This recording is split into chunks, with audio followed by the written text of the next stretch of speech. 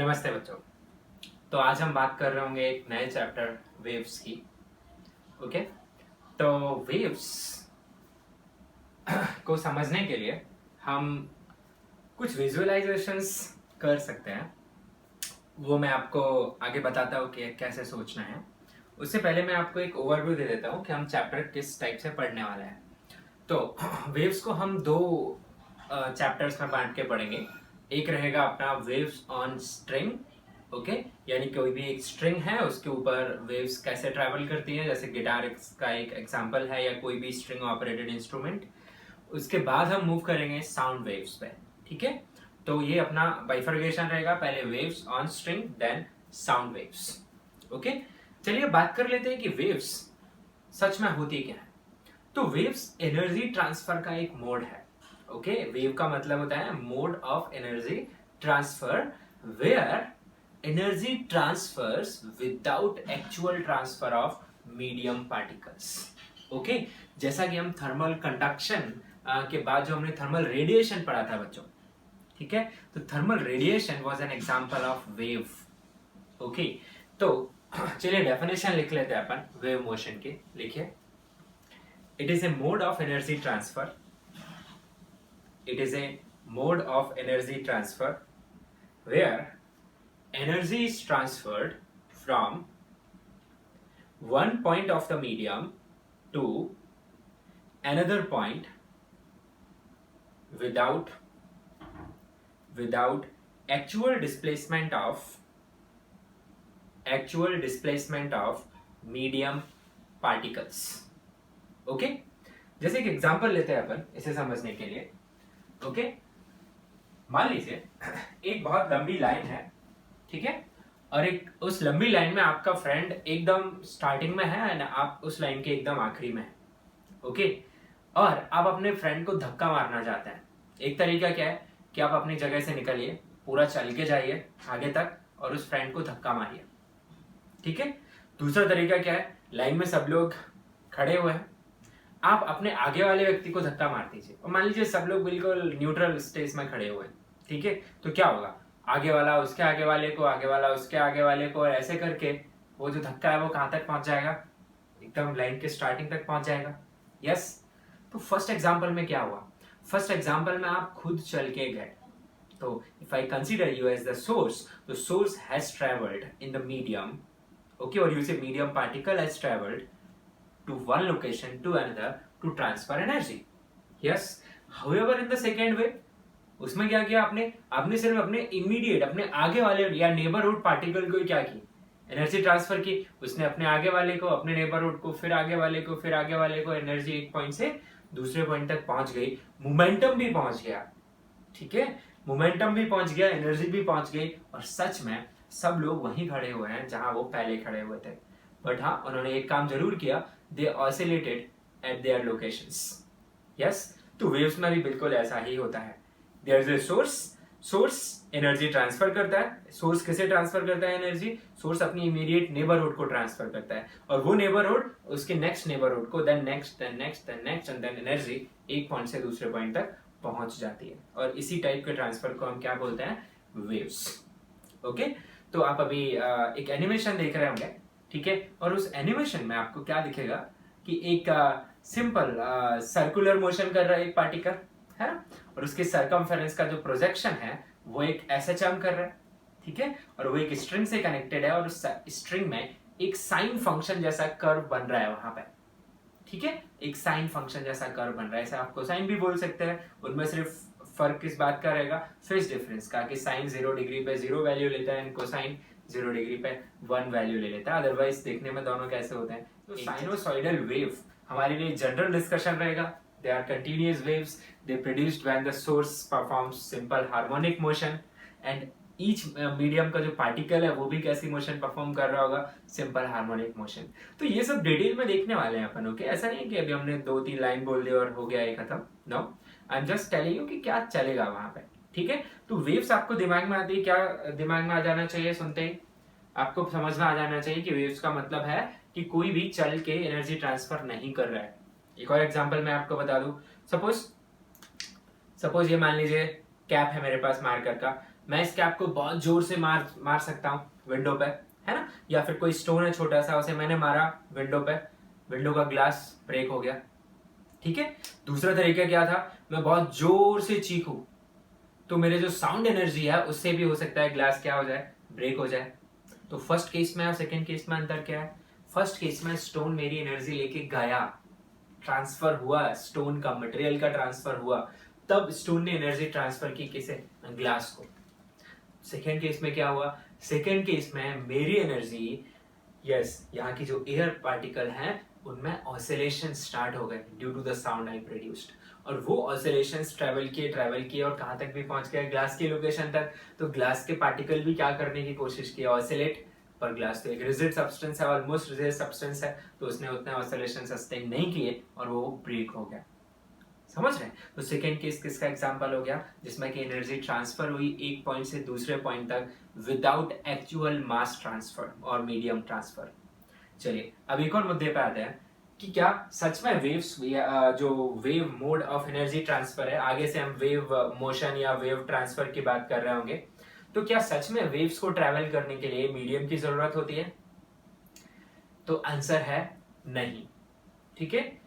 Certain type of waves need medium, जिन्हें हम mechanical waves बोलेंगे, ठीक है। तो जिन्हें मीडियम की जरूरत होती है ट्रैवल करने के लिए, यानी एनर्जी को ट्रैवल करने के लिए मीडियम चाहिए, ठीक है। यानी मेरे धक्के को लाइन के आखिरी हिस्से से लाइन के फ्रंट तक पहुंचाने के लिए बीच में लोग चाहिए, हवा में नहीं कर सकता मैं, यस। तो वो लोग वहां पर मीडियम का रोल प्ले कर रहे हैं। तो ऐसे मोड ऑफ एनर्जी ट्रांसफर जहां पे एनर्जी ट्रांसफर होता है पर किसके थ्रू होता है, मीडियम के थ्रू होता है, ठीक है। ऐसी वेव्स को बोलते हैं अपन मैकेनिकल वेव्स। क्या बोलते हैं, मैकेनिकल वेव्स। इसका एग्जांपल जैसे वेव्स इन स्ट्रिंग, ठीक है। स्ट्रिंग वेव्स एक एग्जांपल है, जैसे कोई भी म्यूजिकल इंस्ट्रूमेंट ले लीजिए, गिटार ले लीजिए, उन सब में भी जो वेव्स बनते हैं वो भी किसका एग्जांपल है, मैकेनिकल वेव्स का। दूसरा आता है आपका नॉन मैकेनिकल वेव्स, जिन्हें हम इलेक्ट्रोमैग्नेटिक वेव भी बोलते हैं, ठीक है। तो वहां पे उन्हें मीडियम की जरूरत नहीं होती। आपको याद दिला दूं कि लाइट एक इलेक्ट्रोमैग्नेटिक वेव है और सन से लाइट अर्थ तक जो आती है उसमें मैक्सिमम डिस्टेंस वो वैक्यूम में ट्रैवल कर रही होती है, ठीक है। तो और वैक्यूम का मतलब है कुछ भी नहीं है। तो इससे क्या प्रूफ होता है, उससे प्रूफ होता है कि वो जो एनर्जी है वो बिना मीडियम के ही ट्रैवल की है। तो उन्हें बोलते हैं इलेक्ट्रोमैग्नेटिक वेव, जिसमें कि हम विजिबल लाइट जिसके थ्रू हम देखते हैं वो आता है, और आपके एक्सरेज आती है, अल्ट्रावायलेट रेज, इंफ्रारेड, माइक्रोवेव, तो ढेर सारे स्पेक्ट्रम है जो मिला जुला के क्या बनता है, इलेक्ट्रोमैग्नेटिक वेव। वो कैसे ट्रेवल कर पाते हैं, वो ट्रेवल कर पाते हैं through the oscillation of electric field and magnetic field, and the detail of this electromagnetic wave एक पूरा चैप्टर ही है इलेक्ट्रोमैग्नेटिक वेव के नाम से, तो हम इलेक्ट्रिसिटी मैग्नेटिज्म में उसे कर रहे होंगे, ठीक है। तो यहाँ पे हमारा जो फोकस रहेगा वो मैकेनिकल वेव्स में रहेगा। First part of mechanical waves, waves on string पढ़ेंगे हम, और फिर सेकेंड में साउंड वेव्स की बात कर रहे होंगे, ठीक है। तो चलिए अगली हेडिंग बना लीजिए, आपने वेव्स की डेफिनेशन लिख ली है। अगला हेडिंग आपको लिखना है types of waves, types of waves. उसमें आप पहले लिखिए मैकेनिकल वेव्स, मैकेनिकल वेव्स, ठीक है।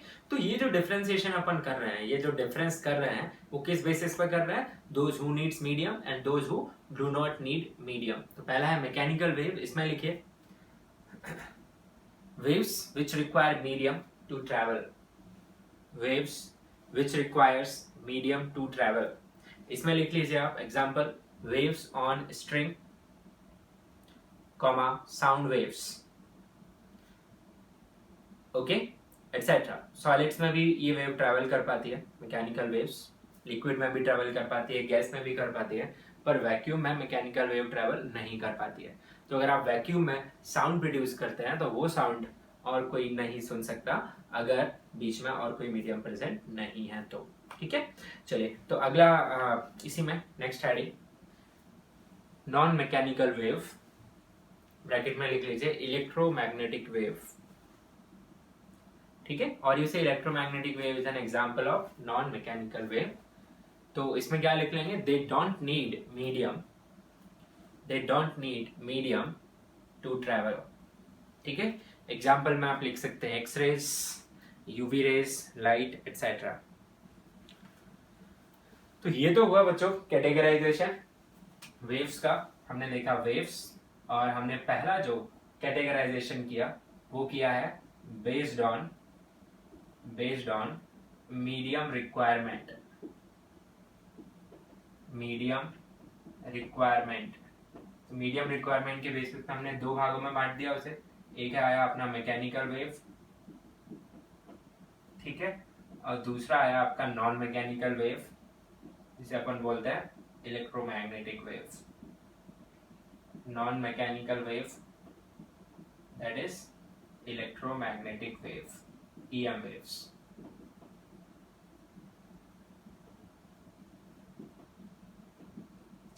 ठीक है, ओके। अब दूसरा अपन जो डिवीजन करने वाले हैं, इट इज बेस्ड ऑन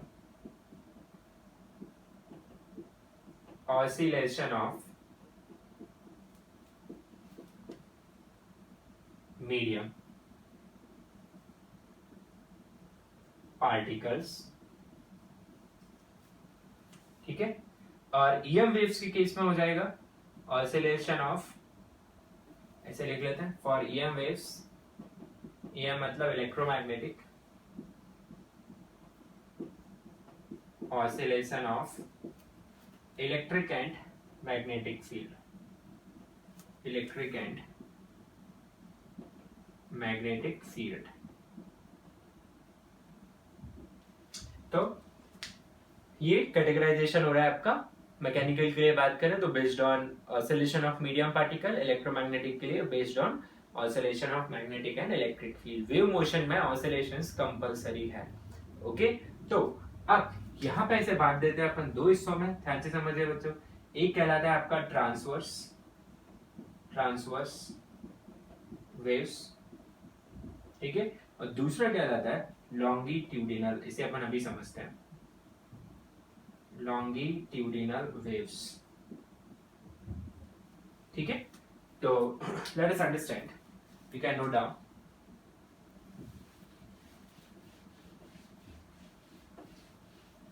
तो चलिए समझते हैं ट्रांसवर्स वेव्स क्या होते हैं। ट्रांसवर्स वेव्स होते हैं बच्चों जिसमें कि वेव ट्रैवल कर रहा हो और मीडियम पार्टिकल वेव के ट्रैवल करने की डायरेक्शन के परपेंडिकुलर ऑसिलेट कर रहा है। आई रिपीट, ट्रांसवर्स वेव वो वेव होती है जिसमें मीडियम के particle direction of propagation of wave की परपेंडिकुलर डायरेक्शन में क्या कर रहे होते हैं, ऑसिलेट कर रहे होते हैं, ठीक है। तो मतलब कैसा है, मतलब ये है कि सपोज मीडियम ऐसे ऑसिलेट कर रहा है, ठीक है, आप एनिमेशन में देखिए मीडियम ऐसे ऑसिलेट कर रहा है और वेव ट्रैवल कहां कर रही है, वेव ट्रैवल कर रही है आगे, ठीक है। तो डायरेक्शन ऑफ ट्रैवल ये है और पार्टिकल का जो ऑसिलेशन है वो ऊपर नीचे है, ठीक है। तो मैं समझा रहा हूं यहाँ पे।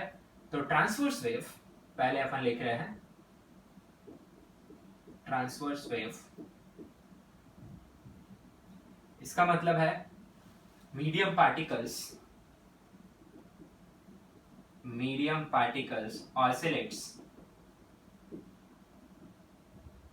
oscillates perpendicular to direction of propagation of wave मतलब energy, direction of propagation of wave का मतलब रहेगा direction of propagation of energy, ठीक है, क्योंकि वेव कुछ नहीं है, वेव एनर्जी ट्रांसफर का एक मोड है। ऑलराइट, अब इसका एक अपन डायग्राम बना लेते हैं। मान लीजिए यहाँ पे एक पार्टिकल है, ठीक है, और ये पार्टिकल ऑसिलेट कर रहा है इस डायरेक्शन में, ये इसका ऑसिलेशन का डायरेक्शन है, ठीक है। ये यहां तक जा सकता है, यहां तक जा सकता है, और मान लीजिए ये इसकी मेन पोजीशन है, this is the main position of this particle, ठीक है। और एनर्जी ट्रैवल किस डायरेक्शन में हो रही है, वो हो रही है इस डायरेक्शन में। तो मैं एक डायग्राम बना रहा हूं आपके लिए। तो ये जो मैंने जो वेव बना रखी है, this is the direction of propagation of wave, this is your direction of propagation of wave, ठीक है। और ये जो है आपका this particular thing, it is direction of oscillation of medium particle. Okay, animation में आपको और अच्छा दिख जाएगा कि पार्टिकल ऊपर नीचे जा रहा है, हर जगह पार्टिकल ऊपर नीचे जा रहे हैं, ऊपर नीचे जा रहे हैं, और जो एनर्जी है वो आगे की तरफ ट्रैवल कर रही है। सो this is basically your direction of propagation of wave and this is the oscillation of medium particle. I again explain, आप visualize कर लीजिए कि suppose मेरे पास ऐसा एक string है, in this way एक string है जो कि उस end पे बना हुआ है और ये end मेरे हाथ में है, मैं हाथ से ऐसे ऊपर नीचे इसे मूव करा रहा हूँ इस एंड को, आप देखेंगे उसमें एक साइन फंक्शन के जैसा वेव ट्रेवल करने लगेगा। ठीक है, और जो आखिरी हिस्सा है जो कि वहां पे बना हुआ है वो भी वहां पे ऑसिलेट करने की कोशिश करेगा। मतलब मेरी जो एनर्जी है वो वहां तक ट्रांसफर हो गई, मैं ऑसिलेट कैसे कर रहा था, इस डायरेक्शन में वर्टिकल प्लेन में, और एनर्जी ट्रैवल कर रही थी along the length of string जो कि हॉरिजॉन्टल है। तो किसका एग्जांपल हो गया बच्चों, ट्रांसवर्स वेव्स का। ठीक है, तो ट्रांसवर्स वेव्स वापस रिपीट कर रहा हूं मैं, ये वो वेव है जिसमें कि मीडियम के पार्टिकल कैसे ऑसिलेट कर रहे होते हैं, perpendicular to direction of propagation, simple. ठीक है, ओके। दूसरा है आपका क्या, लॉन्गिट्यूडिनल वेव्स। ठीक है, इसे आपने नोट कर लिया है, लॉन्गिट्यूडिनल वेव। तो लॉन्गिट्यूडिनल वेव में क्या हो रहा होगा बच्चों, लॉन्गिट्यूडिनल वेव में मीडियम का पार्टिकल का जो ऑसिलेशन है वो भी उसी डायरेक्शन में होता है जिस डायरेक्शन में वेव प्रोपेगेट कर रही होती है। आपने केंचुआ देखा है, अर्थवॉर्म केंचुआ, तो उसमें क्या कैसे चलता है वो, है ना, अपनी बॉडी को पूरा श्रिंक करता है, फिर एक्सपैंड करता है, श्रिंक करता है, फिर एक्सपैंड करता है, श्रिंक करता है, एक्सपैंड करता है, ऐसे ही चलता है ना वो, है ना। तो कुछ इसी तरीके से एक स्प्रिंग को आप ले लीजिए, कंप्रेशन एक्सपेंशन, कंप्रेशन एक्सपेंशन, और इसी के साथ में अगर एनर्जी आगे ट्रांसफर हो रही है तो वो किसका एग्जांपल हो जाएगा बच्चों, वो एग्जांपल हो जाएगा आपकी लॉन्गिट्यूडिनल वेव्स का। तो लॉन्गिट्यूडिनल वेव्स क्या होते हैं, लॉन्गिट्यूडिनल वेव्स, ठीक है, समझिए, इसका मतलब रहेगा आपका कि मीडियम पार्टिकल्स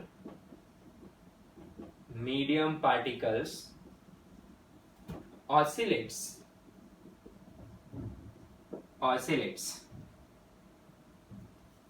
in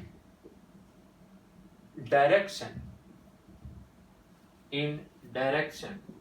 of मतलब लाइन ऑफ।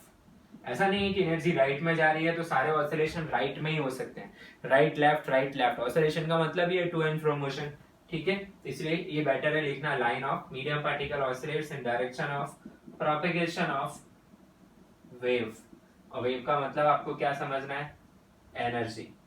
ठीक है, तो इसको दिखाने के लिए हम जो कन्वेंशन यूज करते हैं, बेसिकली एग्जाम्पल भी आप लिख लें यहाँ पे। इसका जो एग्जाम्पल है ट्रांसवर्स वेव्स का वो है आपका वेव्स ऑन स्ट्रिंग,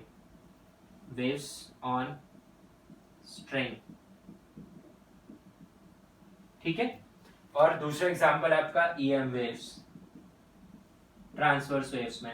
अब ईएम वेव्स में क्वेश्चन उठता है, वहां तो मीडियम होता ही नहीं है, तो वहां ऑसिलेट कौन कर रहा होगा बच्चों, इलेक्ट्रिक फील्ड या फिर मैग्नेटिक फील्ड, और जो लाइट है वो कैसे जा रही होगी, आपकी जो एनर्जी है वो perpendicular to direction of oscillation of electric field and magnetic field जाती है। तो कुछ इस तरीके से हम डिपिक्ट कर सकते हैं कि suppose this is the oscillation plane of electric field and this is the direction of propagation of energy. ठीक है, this is direction of propagation of energy से मैं लाइट लिख रहा हूं। तो ईएम वेव भी किसके एग्जांपल है, आपका ट्रांसवर्स वेव्स का। इसका एग्जांपल क्या है, इसका एग्जांपल है बच्चों साउंड। इसे दिखाते हैं अपन कंप्रेशन एंड रेयरफैक्शन जोन से, तो समझिए कैसे दिखाएंगे। सो यहाँ पे आप मान लीजिए जोन, सो कुछ इस तरीके से हम इसे यहाँ पे दिखाते हैं। तो यहाँ पे आप देख पा रहे हैं ये वाला जो जोन है ये आपका कंप्रेशन जोन है, ठीक है, और ये वाला जो जोन है जहां पर दूर दूर दिखाया है ये रेयरफैक्शन। तो कंप्रेशन एंड रेयरफैक्शन के फॉर्म में यहाँ पे ऑसिलेशन दिखाया गया, यानी पार्टिकल यहाँ पे पास पास में आ गए, इधर जा रहा है फिर पीछे आ रहा है, आगे जा रहा है फिर पीछे आ रहा है, आगे जा रहा है फिर पीछे आ रहा है, यानी इसी डायरेक्शन में पार्टिकल ऑसिलेट कर रहा है और इसी डायरेक्शन में आपकी जो वेव है वो ट्रैवल कर रही है। तो पार्टिकल का ऑसिलेशन भी इसी लाइन में चल रहा है, दिस इज ऑसिलेशन, ठीक है, और this is direction of propagation. तो दोनों एक ही लाइन में हो रहे हैं, तो ये किसका एग्जाम्पल हो जाता है, लॉन्गिट्यूडिनल वेव। और इसका एक रियल टाइम एग्जाम्पल अगर आप लिखना चाहें तो साउंड है, ठीक है। तो साउंड वेव यानी साउंड जब ट्रैवल करता है तो एयर की जो सब्सिक्वेंट लेयर्स हैं वो ऑसिलेट उसी डायरेक्शन या उसी लाइन में कर रही होती है जिस लाइन में एनर्जी ट्रैवल कर रही होती है। तो चलिए यहाँ तक के अपने डिस्कशन को समराइज कर लेते हैं अपन। तो मैंने अभी आपको बताया कि वेव क्या होती है, ठीक है, हमने उसका विजुअलाइजेशन देखा, फिर हमने समझा कि वेव को डिवाइड या कैटेगराइज कैसे कर सकते हैं। तो पहला पॉइंट ऑफ व्यू था based on requirement of medium, उसके बेसिस पे हमने किया mechanical and non mechanical waves में, ठीक है। स्ट्रिंग एंड साउंड दोनों मैकेनिकल वेव है ना, मीडियम की जरूरत है। इलेक्ट्रोमैग्नेटिक वेव को मीडियम की जरूरत नहीं है। उसके बाद हमने एक और तरीके से इन्हें डिवाइड किया based on direction of propagation and oscillation of medium particle. तो एक कैटेगरी आई बच्चों ट्रांसवर्स वेव, वो कौन सी वेव है जिसमें मीडियम पार्टिकल परपेंडिकुलर डायरेक्शन में ऑसिलेट कर रहे होते हैं इन द परपेंडिकुलर किसके, perpendicular to direction of propagation of energy के। दूसरा लॉन्गिट्यूडिनल वेव, इसमें direction of propagation of energy and oscillation of medium particle दोनों एक ही लाइन में हो रहे होते हैं, एक ही डायरेक्शन में हो रहे होते हैं, तो उसे बोलते हैं longitudinal wave. So it was theoretical part जो हमने यहाँ पे समझा है, ठीक है। तो चलिए इसे मैं मिटा देता हूँ।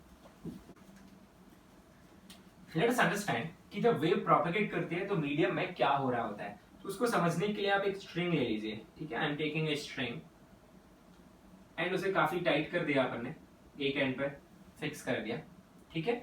और इस एंड से मैं कोई डिस्टरबेंस प्रोड्यूस कर रहा हूँ टेंशन मेंटेन करते हुए, ठीक है। It is tensed and disturbances produces. तो मैं इस पॉइंट को ले गया ऊपर, इस पॉइंट को ले गया ऊपर, ठीक है, और फिर यहां से लाया नीचे, फिर ले गया नीचे और वापस यहीं ला दिया। तो ये कैसा वेव पैटर्न प्रोड्यूस होगा बच्चों, जब ये पॉइंट ऊपर जा रहा होगा, ऊपर जा रहा होगा, तब ये वेव ऐसा एक ऐसा पल्स सेंड करेगा ये, ठीक है। जब ये नीचे आ रहा होगा तो ऐसी पल्स सेंड करेगा, जब ये और नीचे जा रहा होगा तो ऐसी पल्स सेंड करेगा, और जब ये वापस उसी पोजीशन पे आ जाएगा तो ऐसी पल्स सेंड करेगा, ठीक है। और मैं वापस इसको यहीं रोक दूं, मतलब ये मेरा 1 है, ठीक है, ये 0 है, ये 1 है, ये वापस मेरा 2 होगा, ये फिर 3 है और ये 4 है। आप मोशन समझिए, ऊपर गए, फिर नीचे आए, नीचे आए, फिर ऊपर आए, यानी 0 से 1, 1 से 2, 2 से 3, 3 से 4, ठीक है। तो 0 1 के करस्पॉन्डिंग ये 1 है, और ये आपका 2 है, ये 3 है और ये 4 है। तो ये एक वेव प्रोड्यूस हुई यहाँ पे और ये आगे ट्रैवल करेगी, ठीक है। अब जब ये आगे ट्रैवल करेगी तब क्या होगा, या फिर जब ये पल्स फॉर्म हो रही थी तब क्या हुआ, दोनों बातें समझते हैं, ठीक है। तो आप समझिए कि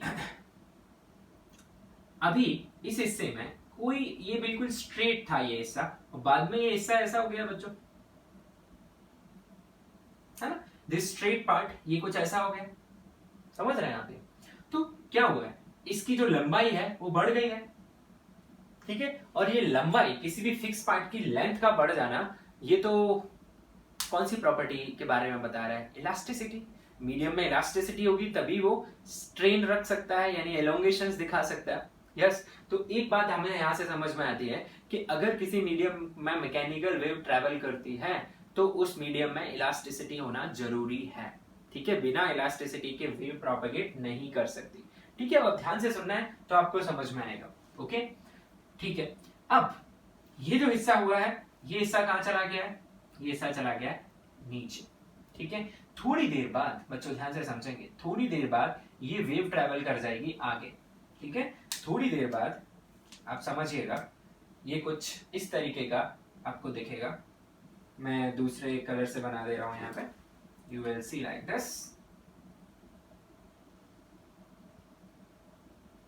दिस इज टाइम लैग, ये ट्रैवल कर गया आगे, ठीक है।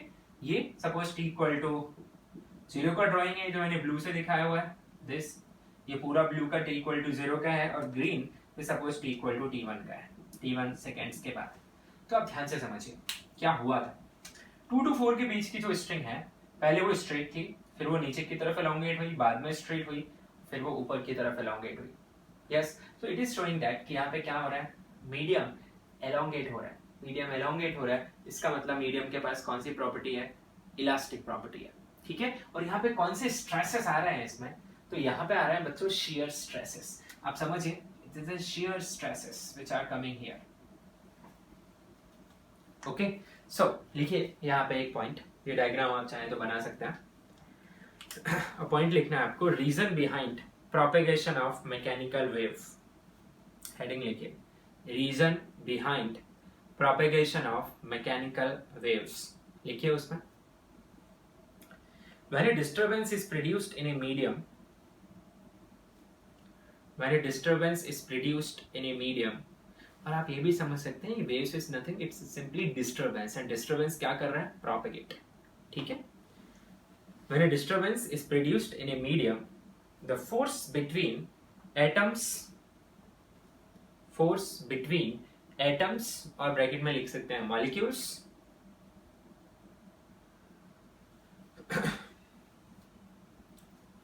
in the medium is responsible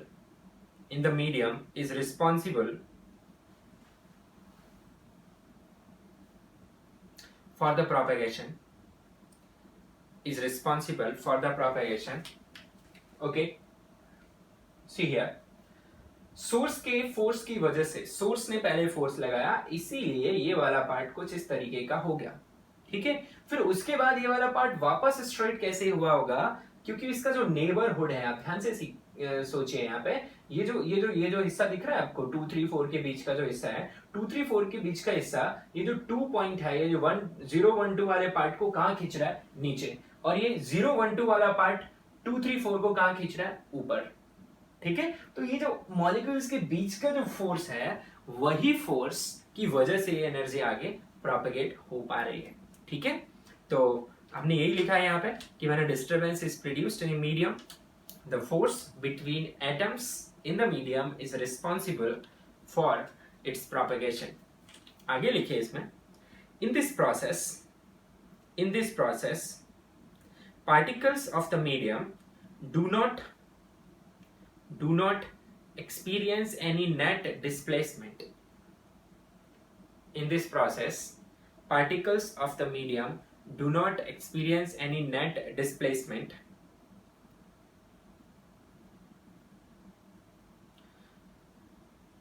When wave passes, they simply move to and fro.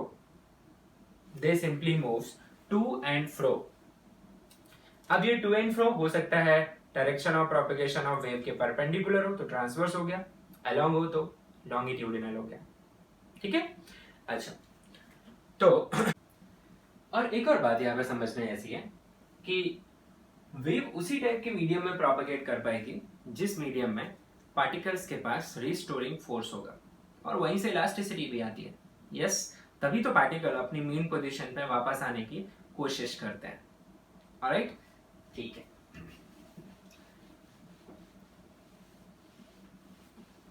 अब transverse waves, specially transverse waves में लिख लीजिए, transverse waves involves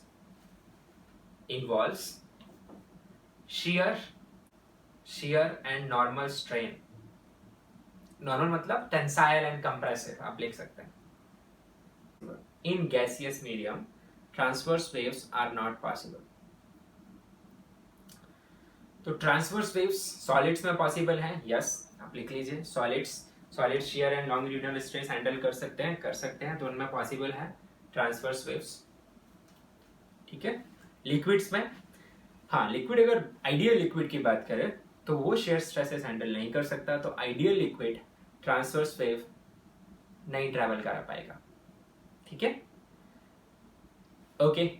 ideal liquid की भी सरफेस पर टेंशन होती है, इट्स कॉल्ड सरफेस टेंशन, ठीक है, एंड सरफेस टेंशन की वजह से उसकी सरफेस पर ट्रांसवर्स वेव्स बन सकते हैं, जैसे कि रिपल्स फॉर्मेशन, ठीक है। एकदम ही काम वाटर है और उसमें आपने छोटा सा स्टोन ड्रॉप करा दिया, तो वहां पे क्या बन जाते हैं, रिपल्स बन जाते हैं, और उन रिपल्स में आप देखेंगे कि वाटर का जो वाटर है, मूवमेंट देखिए वाटर का, वो सिर्फ ऊपर नीचे ऊपर नीचे ऊपर नीचे होता है, ठीक है। मान लो तालाब है, तालाब में एक छोटी सी बोट है और रिपल फॉर्म कराया है हमने, तो आप देखिए वो बोट है, वो रिपल्स पे ऊपर नीचे बस, और रिपल उसके नीचे से निकल जाएगी, बोट आगे पीछे डिस्प्लेस नहीं होगी due to that ripples, okay तो रिपल फॉर्मेशन किसका एग्जांपल है? एक ट्रांसवर्स वेव्स का, जो कि लिक्विड में फॉर्म हो सकते हैं ऑन सरफेस।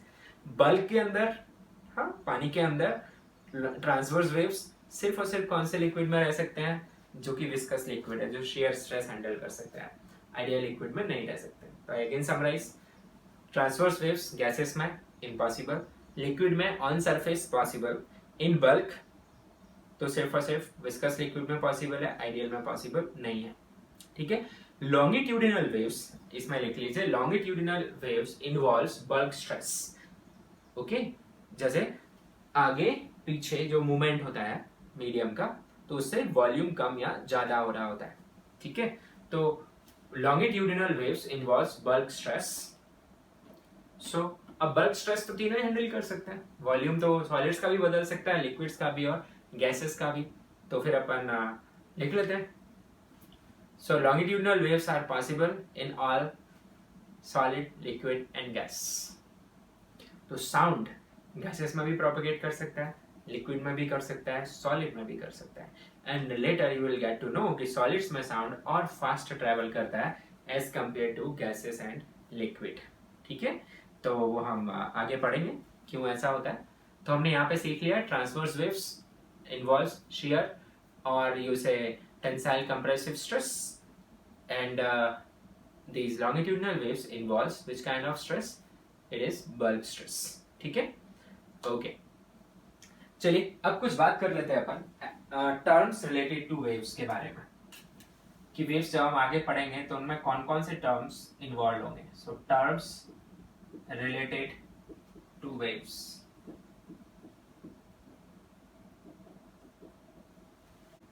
इसमें सबसे पहला टर्म जो है वो है आपका एम्पलीट्यूड।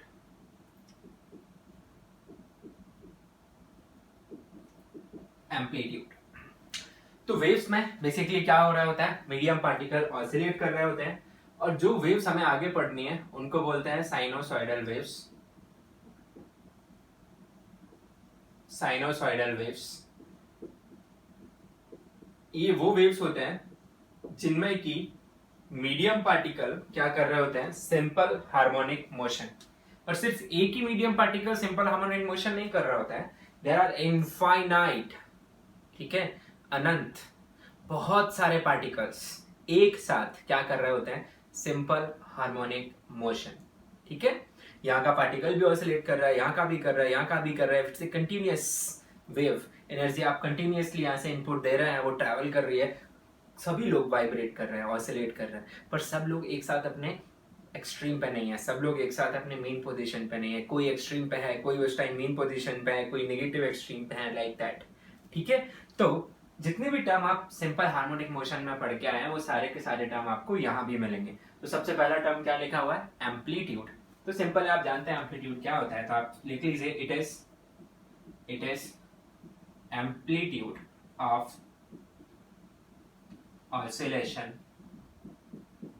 Of medium particles. और हम जो मैथमेटिक्स डिस्कस करेंगे आगे वो स्मॉल एम्पलीट्यूड के लिए करेंगे। ठीक है, आपको समझ में आएगा क्यों। दूसरा पॉइंट जो आपको लिखना है, इट इज फ्रीक्वेंसी। फ्रीक्वेंसी आप इन सबसे पहले से ही फेमिलियर है, एफ। सो फ्रीक्वेंसी क्या होती है बच्चों, फ्रीक्वेंसी वही है मीडियम पार्टिकल के ऑसिलेशन की फ्रीक्वेंसी। तो आप लिखेंगे it is number of oscillations completed by source।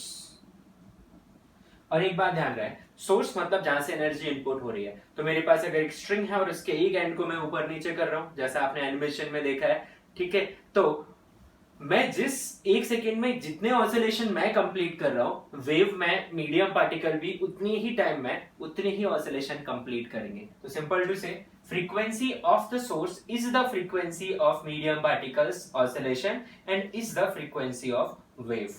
ठीक है, तो if number of oscillation completed by source in 1 second, यही होती है फ्रीक्वेंसी की डेफिनेशन। ठीक है, और आप ये बात नोट कर ले that frequency of oscillation of medium particles is same as frequency of source, और इसे ही क्या बोलते हैं अपन, frequency of wave, and it is called frequency of wave. तो वेव की फ्रीक्वेंसी का मतलब हो गया सोर्स जिस फ्रीक्वेंसी पे ऑसिलेट कर रहा है, जिस फ्रीक्वेंसी पे एनर्जी पुट कर रहा है। फ्रीक्वेंसी मतलब हो गई आपकी number of oscillations completed per second, ठीक है। इसे ऐसे भी बोलते हैं number of waves send by, क्योंकि एक ऑसिलेशन में हम मानते हैं कि कितनी वेव आगे निकल के आई है, एक वेव। एक oscillation corresponds to one wave. अब वैसे तो वेव कंटिन्यूअस है, ठीक है, आप काउंट नहीं कर सकते, पर how counting is done, one oscillation refers to one wave. Alright, तो अब इसे रिप्रेजेंट करते हैं अपन एफ से, ठीक है। इसकी यूनिट क्या होती है वो सब आप लोग जानते हैं, इट इज हर्ट्ज, ऐसा यूनिट, ठीक है। अब एंगुलर फ्रीक्वेंसी, तीसरा टर्म एंगुलर फ्रीक्वेंसी। अब frequency, angular frequency, time period, ये सब एक ही परिवार से है ना। इन सब में आपस में कनेक्शंस हैं, आप लोग जानते हैं, सर्कुलर मोशन के टाइम से ही आप लोग जानते हैं। तो एंगुलर फ्रीक्वेंसी एसएचएम में भी पढ़ा था, ओमेगा, तो इधर ज्यादा टाइम नहीं देंगे अपन। तो सिंपली आप क्या लिख लेंगे यहाँ पे, आपका जो ओमेगा होता है वो 2 पाई एफ होता है, ठीक है, और एफ हो जाएगा आपके पास omega by 2 pi, same to same. और जो ओमेगा है उसकी जो एसआई यूनिट आएगी बच्चों, एसआई यूनिट वो आएगी रेडियन पर सेकेंड, यू नो इट। और इसी से मिलता जुलता अगला टर्म आता है टाइम पीरियड, ठीक है, टाइम पीरियड, इसको कैपिटल टी से लिखते हैं। And what is time period, just reciprocal of frequency. आप डेफिनेशन लिखना चाहें टाइम पीरियड की तो क्या लिखेंगे, it is the time taken by source to complete one oscillation और time taken by medium particle to complete one oscillation, ठीक है। तो ये हो गया आपका टाइम पीरियड। टाइम पीरियड को आप क्या लिख सकते हैं, 1/f ऑलवेज। और टाइम पीरियड के ऐसा यूनिट आपको पता ही है क्या है, सेकंड। तो ये सारे टर्म आप एसएचएम में जानते थे, एम्पलीट्यूड भी जानते थे, frequency, angular frequency and time period, ठीक है, सबके सब वही है। और ओमेगा एंड टाइम पीरियड में क्या रिलेशन है आपको पता ही है, omega is equal to 2 pi by T, और you say T equals to 2 pi by omega. You are very much familiar with these terms, ठीक है। ओके, चलिए मैं इसे मिटा रहा हूं अभी ना। यहाँ पे एक नया टर्म जो आपने वहां नहीं पढ़ा है वो पढ़ेंगे अपन, वो है वेवलेंथ, लैम्डा, ठीक है। So what is this wavelength, let us understand. तो वेवलेंथ को डिफाइन कैसे करते हैं अपन, it is distance moved by the energy और द डिस्टर्बेंस, जिसे अपन सिंपली क्या लिख देते हैं, wave in one time period. अच्छा, और अभी मैंने आपको बताया कि अगर आपका सोर्स है, दिस इज द सोर्स, आप एनिमेशन से इसे लिंक करेंगे तो और अच्छा रहेगा। तो सोर्स जब एक ऑसिलेशन पूरा कर रहा है, ठीक है, सोर्स ऊपर जा रहा है, सोर्स ऊपर जा रहा है उस टाइम ये वेव बन रही है, सोर्स नीचे आ रहा है उस टाइम ये वेव बन रही है ना, ये पार्ट है इसके। फिर सोर्स और नीचे जा रहा है ये बन रहा है, सोर्स फिर और ऊपर आ रहा है ये बन रहा है। तो बच्चों ये वेव बन गई, इट्स वन वेव, ठीक है। तो वन वेव की जो लेंथ है, वन वेव की जो लेंथ है वही क्या कहलाती है, वेव लेंथ, ठीक है। तो ये बोल दो, या फिर आपकी एक ऑसिलेशन में एनर्जी कितना ट्रैवल की, वेव कितना ट्रैवल की, वही क्या हो गई आपकी वेव लेंथ, ठीक है। तो distance move by the wave in one time period, इसे अपन क्या बोलते हैं, वेव लेंथ, ठीक है। या फिर आप ये बोल दीजिए it is length of one wave, ठीक है, it is length of one wave. और वन वेव की डेफिनेशन क्या है कि वो डिस्टरबेंस जो कि सोर्स के एक ऑसिलेशन में प्रोड्यूस हो रहा है, वो एंटायर डिस्टरबेंस जो है ये आपको कुछ ऐसा दिख रहा है यहाँ पे, वो कहलाएगा आपका वन वेव। ठीक है, ओके। अब हो सकता है सोर्स सिर्फ ऐसा ही ऑसिलेशन कर रहा हो, ये इसकी मेन पोजीशन है। ठीक है, ये सोर्स है, टिप ऑफ दिस मार्कर, ऊपर गया नीचे आया, ऊपर गया नीचे आया, ऊपर गया नीचे आया, नीचे जा ही नहीं रहा है, तो फिर कैसी वेव पल्स प्रोड्यूस होगी? ऊपर गया, ठीक है भाई, ऊपर गया नीचे आया, फिर ऊपर गया नीचे आया, फिर ऊपर गया नीचे आया, तो इस तरीके का डिस्टर्बेंस प्रोड्यूस हो रहा होगा, नथिंग टू वरी अबाउट। तो इसमें यही एक वेव हो जाएगी और इसे अपन बोलेंगे pulse, this is called pulse. ठीक है, तो पल्स क्या होगा आगे आप सुनेंगे। Pulse is nothing but part of disturbance which is repeating itself, उसे अपन क्या बोलेंगे? पल्स। ओके, तो पल्स और वेव में कोई ज्यादा अंतर नहीं है, combination of too many pulses आपका वेव कहलाएगा, and pulse is the small or smallest unit which is repeating itself. All right, so it is length of one wave. Now let us have a relation in wavelength and frequency. What should be the relation? ठीक है, तो इसे समझिए आप। Wavelength को represent lambda से करते हैं, इसकी ऐसा यूनिट बताइए बच्चों क्या होनी चाहिए? ऐसा unit it's a distance, metre होगी। ठीक है, तो ऐसा यूनिट इसकी मीटर है, nothing to worry about. Now relation समझते हैं इन वेवलेंथ एंड फ्रीक्वेंसी। ठीक है, तो मैंने क्या बताया? डिस्टेंस। मान लीजिए let energy is travelling at speed v in the medium. ठीक है, अपन मान लिए कि जो एनर्जी है मीडियम में वो कितनी स्पीड पर ट्रेवल कर रही है? v पे। यही जो v है, ये जो आप स्पीड v बोल के आए हैं, इसे ही अपन वेव वेलोसिटी बोलते हैं। क्या बोलते हैं? वेव वेलोसिटी और स्पीड। तो ये एक और टर्म है जो आपको देखने को मिलता है।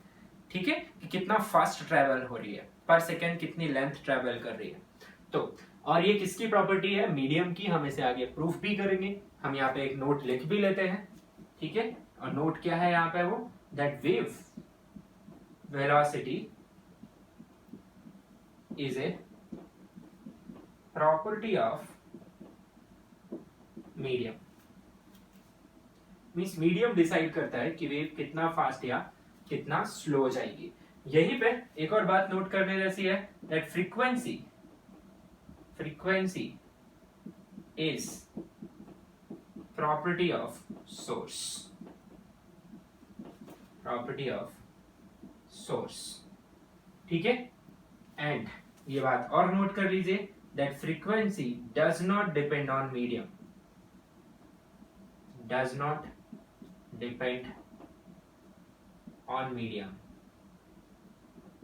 ठीक है, and does not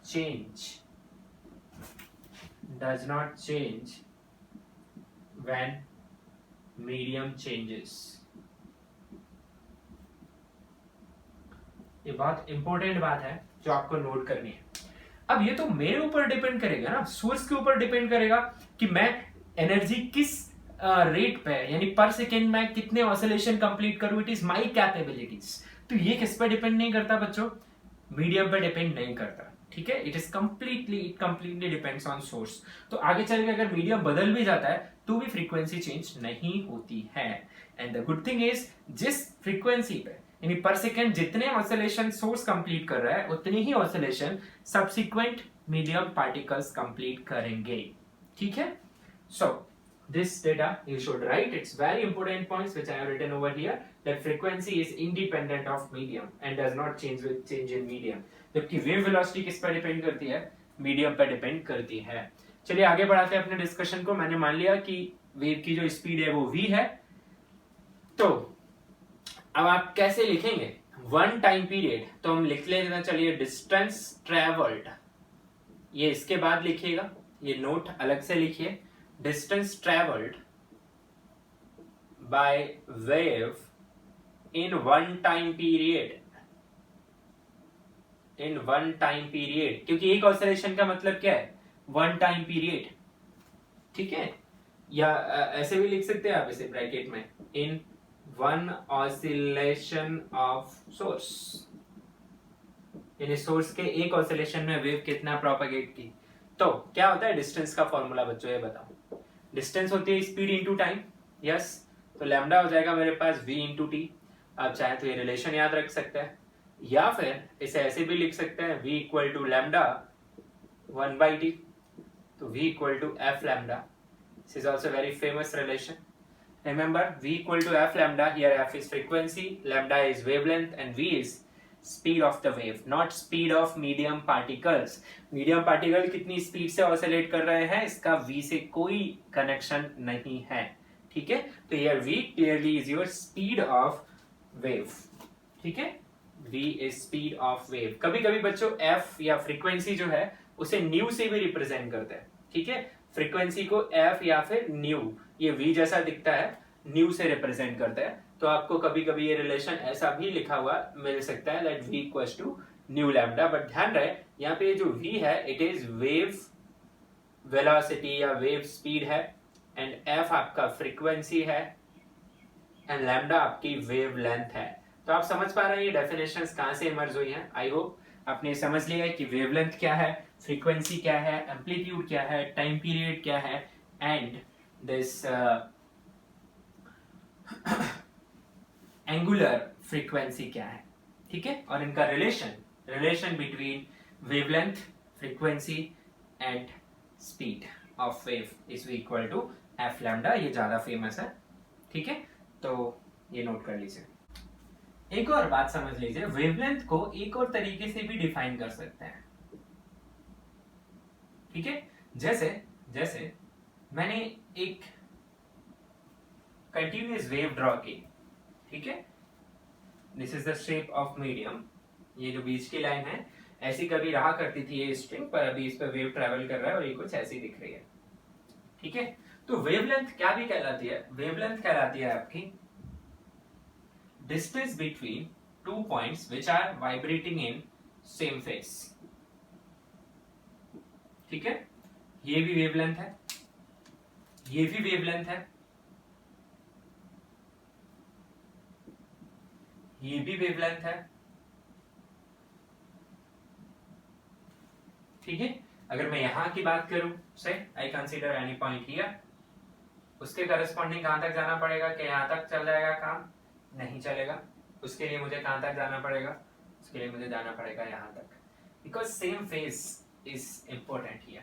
and phase क्या होता है, आपकी पोजीशन एंड वेलोसिटी फाइंड करने का एक तरीका होता है। फेज आप पढ़ के आए हैं anyway in simple harmonic motion. तो ये जो गैप आप देख रहे हैं, ये गैप भी बच्चों क्या है, लैम्डा, ठीक है। सो व्हाट इज लैम्डा, आप इसका दूसरा डेफिनेशन क्या लिख सकते हैं, it is minimum distance between two medium particles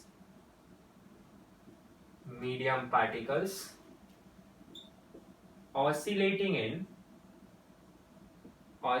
in same phase। आगे आपको ये और समझ में आ जाएगी कि सेम फेज का क्या मतलब है। तो वेवलेंथ को आप ऐसे समझ सकते हैं, it is distance travelled by wave in one time period. Yes, it is distance travelled by wave in the time when a source is completing one oscillation, and or you can think it like minimum distance between two medium particles oscillating in same phase। Okay, all right, this is also wavelength, इसे भी आप note कर सकते हैं। चलिए अब बात कर लेते हैं अपन इक्वेशन ऑफ ट्रैवलिंग वेव।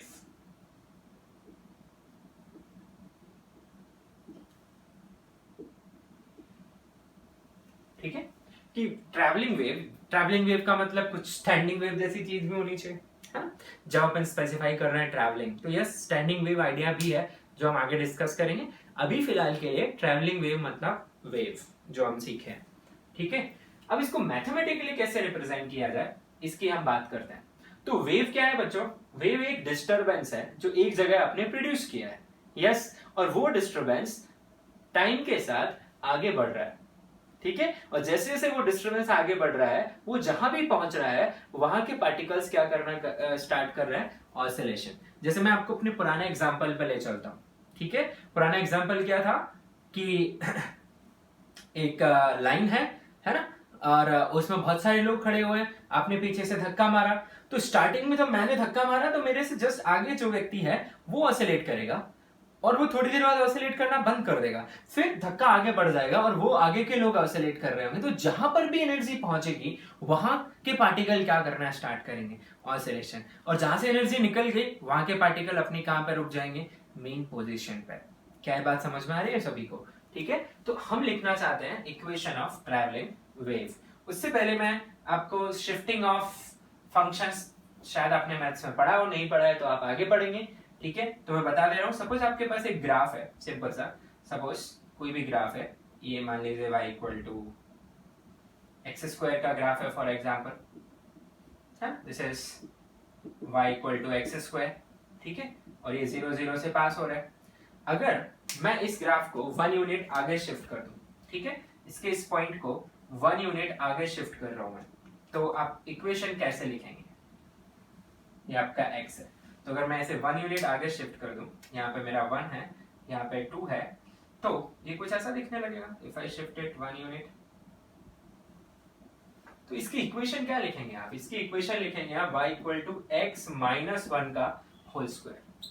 तो ये मैथ्स का कॉन्सेप्ट है कि अगर आप 1 यूनिट कहाँ शिफ्ट करते हैं, राइट में शिफ्ट करते हैं, तो आप अपने फंक्शन में x की जगह क्या पुट कर देंगे, x minus 1। Y minus 1? Because जो प्रॉपर्टी वो x इक्वल टू 0 पे पजेस कर रहा था वो अब कहाँ पजेस कर रहा है, x इक्वल टू 1 पे। यस, पर फंक्शन को तो वैसे ही दिखना चाहिए कि उसमें इनपुट 0 आया हुआ है ओवरऑल, तो जब मैं x को 1 रखूंगा तो ये वापस से क्या बन जाएगा, आपका 0 का स्क्वायर, जो कि यहाँ पे था।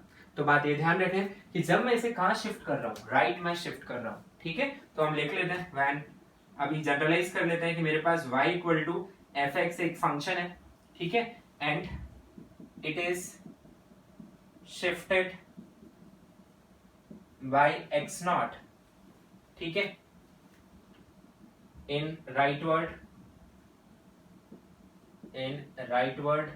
direction, then its equation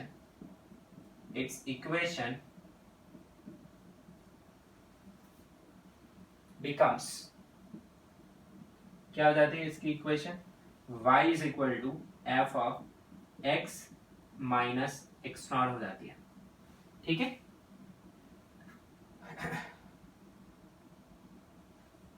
ये एज ए पॉइंट आप लिख सकते हैं, और यहीं पे मैं इसे शिफ्ट करता है किधर, लेफ्टवर्ड, ठीक है, सपोज इसे लेफ्टवर्ड यहां शिफ्ट करता मैं -1 पे, तो 1 यूनिट में अगर इधर शिफ्ट करता तो फिर इसकी जो इक्वेशन है वो आप लिखते हैं y equal to x plus 1 का स्क्वायर, यानी जो शिफ्ट है वो मैंने किधर की है, लेफ्टवर्ड, पर आप इसमें क्या कर रहे हैं, प्लस। क्यों प्लस कर रहे हैं? क्योंकि ये -1 पे वही प्रॉपर्टी पोजेस करता है जो 0 पे करता था, तो इसमें जब आप -1 पुट करेंगे तो वापस से एक इसका स्क्वायर दिखने लगेगा 0 का। फिर से आइडिया ऑफ मैथमेटिक्स, यानी कि यहाँ पे अपन क्या लिख सकते हैं, suppose if we have y equal to fx, ठीक है, and it is shifted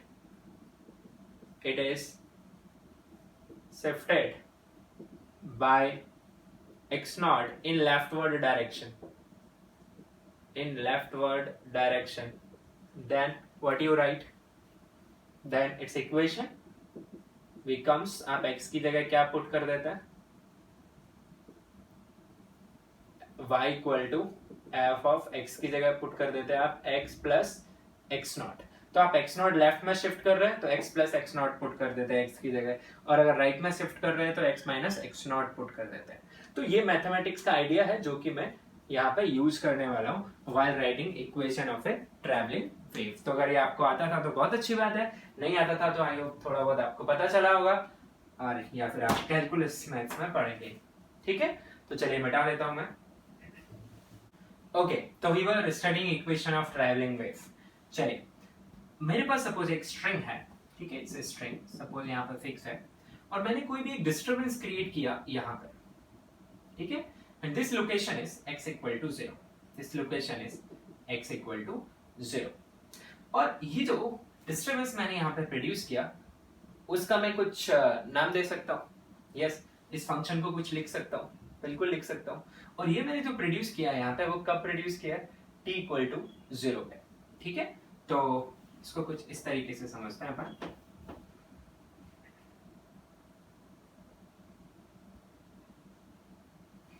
okay, ये मेरा x इक्वल टू 0 का ये एक पॉइंट है, ठीक है, उसका ग्राफ, काइंड ऑफ ग्राफ मैंने बनाया हुआ है, वो समझा देता हूं मैं ये क्या है। ये मेरा टाइम है, ठीक है, और ये y है, ठीक है, and this is yt graph of a particle at x equal to 0। तो ये मेरा स्ट्रिंग है और यहाँ पे एक पार्टिकल है x equal to 0, t equal to 0 पे ये पार्टिकल यही था, ठीक है, और किसी भी पर्टिकुलर टाइम, ये कोई भी टाइम हो सकता है, इस पर्टिकुलर टाइम पे ये पार्टिकल कहाँ चला गया था, अपने एक्सट्रीम पोजीशन पे, फिर थोड़ी देर बाद ये वापस लौट के कहाँ पे आ गया था, अपनी मेन पोजीशन पे। समझ रहे इस पार्टिकल ने क्या किया, ये ऊपर गया और ये नीचे आया, और इसका yt ग्राफ कुछ इस तरीके से है। तो मैं लिख सकता हूँ ना इसका yt graph y as some function of t, ये कोई ना कोई फंक्शन f मान लिया मैंने उस फंक्शन को। So this is what, this is the graph at x equal to 0। Yes, so this is, मैं लिख देता हूँ, ऐसे लिख लेते हैं अपन, at x equal to 0, at x equal to 0 I can write y equal to ft। Yes, अब थोड़ी देर बाद बच्चों क्या होगा, ये जो डिस्टरबेंस कहाँ प्रोड्यूस हुआ है, x इक्वल टू 0 पे है, वो डिस्टरबेंस ट्रैवल करेगा, यस बिल्कुल ट्रैवल करेगा, और वो कहाँ पहुंच जाएगा, वो किसी भी x0 पे पहुंच जाएगा, किसी भी time t equal to t पे ये डिस्टरबेंस यहाँ पहुंच जाएगा, ठीक है। तो अब क्या होगा, अब ये होगा कि ये जो x0 का पार्टिकल है वो ऊपर जाएगा, बिल्कुल, फिर वो नीचे आएगा, जैसा यहाँ हुआ था वैसा यहाँ हुआ है, पर यहाँ ऐसा कब हुआ था, t इक्वल टू 0 पे, वही चीज यहाँ कब हो रही है, t इक्वल टू t पे हो रही है। आप समझ पा रहे हैं, ठीक है। सो ये फंक्शन लिखा हुआ है, और t को क्या लिख सकता हूं मैं यहाँ पे, ध्यान से समझना, ये जो डिस्टेंस है, ये जो x0 है, x0 को आप क्या लिखेंगे, x0 will be equal to vt। Suppose ये डिस्टरबेंस यहाँ से यहाँ कितनी स्पीड से जा रहा है, v से, तो ये जो t0 टाइम पे है, let take this time to be t0, तो ये जो t0 टाइम है वो कितनी उसकी जगह हम क्या पुट कर सकते हैं, I can put x0 by v, yes और नो। तो चलिए वापस समझाता हूं मैं आपको, x इक्वल टू 0 पे, x इक्वल टू 0 पे मैंने एक डिस्टरबेंस प्रोड्यूस किया, जिससे x इक्वल टू 0 का पार्टिकल टाइम के साथ कुछ इस तरीके से बदल रहा है कि वो ऊपर जा रहा है और नीचे आ रहा है, उसका फंक्शन क्या है ft। वो डिस्टरबेंस ट्रैवल किया, ठीक है, after t0 second it reaches some position से x0, और कितनी स्पीड से गया वो वहां पे v पे। अब यही फिनोमेना वहां भी रिपीट होना है, सिर्फ अंदर कितना है कि वो 0 पे ना रिपीट होते हुए कहां पे होना है, t0। अब मैं यही फंक्शन कहां पे लिखना चाहता हूं, इस लोकेशन पे, यानी मुझे अपने ग्राफ को शिफ्ट करना पड़ेगा, कितने से शिफ्ट करना पड़ेगा, t0 से। किधर शिफ्ट कर रहा हूं मैं t0 से, राइटवर्ड डायरेक्शन में, मैंने ये डायरेक्शन किधर ले ली, राइटवर्ड, ठीक है। So now if I want to write write equation of disturbance at x equal to x0, क्या आ जाएगी बच्चों वहां पे, y is equal to f of t की जगह क्या पुट कर दोगे आप, t minus t0, as I just explained to you कि वो ग्राफ शिफ्ट हो गया, कहां से कहां शिफ्ट हो गया, वो शिफ्ट हो गया x इक्वल टू 0 से x0 तक शिफ्ट हो गया, ये t के टर्म में तो t0, तो क्या बन जाएगी इक्वेशन आपके पास, f of t minus x0 by v, ये बनेगी कि नहीं बनेगी, बिल्कुल। So you have this. अब इस इक्वेशन में कौन कौन इन्वॉल्व हो गया बच्चों, ये बताओ। तो ये जो इक्वेशन आ गई वो कहां पे लिखी गई है, x इक्वल टू x0, अब किसका फंक्शन है, t का, क्या निकल के आ गया ये, f t minus x0 by v, yes. और ये जो इक्वेशन है बच्चों वो कहां पे लिखी गई थी, x इक्वल टू 0 पे, तो इसे आप ऐसे भी लिख सकते थे, it is at y equal x equal to 0 and t जो कि क्या था आपका ft। आप इसमें वापस x0 को 0 पुट कर दें, आपको यही इक्वेशन वापस मिल जाएगी, ठीक है। तो अब किसी जनरल x पे लिखना है, ये तो मैंने x0 को ही फिक्स पॉइंट ले लिया, so I can write equation equation of disturbance at any x and any time. So what will be it? Yx comma t, and it will look like ft minus x by v. Yes or no? तो ये जो disturbance आपको दिख रहा है किस direction में travel कर रहा है? ये ट्रैवल कर रहा है राइटवर्ड डायरेक्शन में, इसीलिए मैंने टी में क्या पुट किया है, T minus T not. Left में कर रहा होता है तो क्या करता है, टी प्लस टी नॉट. ठीक है, या फिर इसे ऐसे भी लिख सकते हैं, और you can write it as Y some other function. v तो एक कांस्टेंट है गिवन मीडियम के लिए, आप इसे ऐसे भी लिख सकते हैं ना, some other function of vt minus x. दोनों ही तरीके चलता है. ठीक है, तो इन जनरल अब अपने पास क्या आ गया, in general equation of travelling wave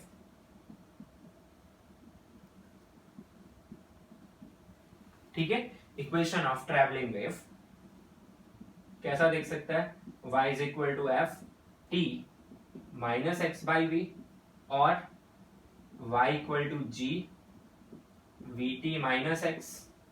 ठीक है, ये आ जाएगा आपका, किधर ट्रैवल कर रही है, wave is travelling in rightward direction.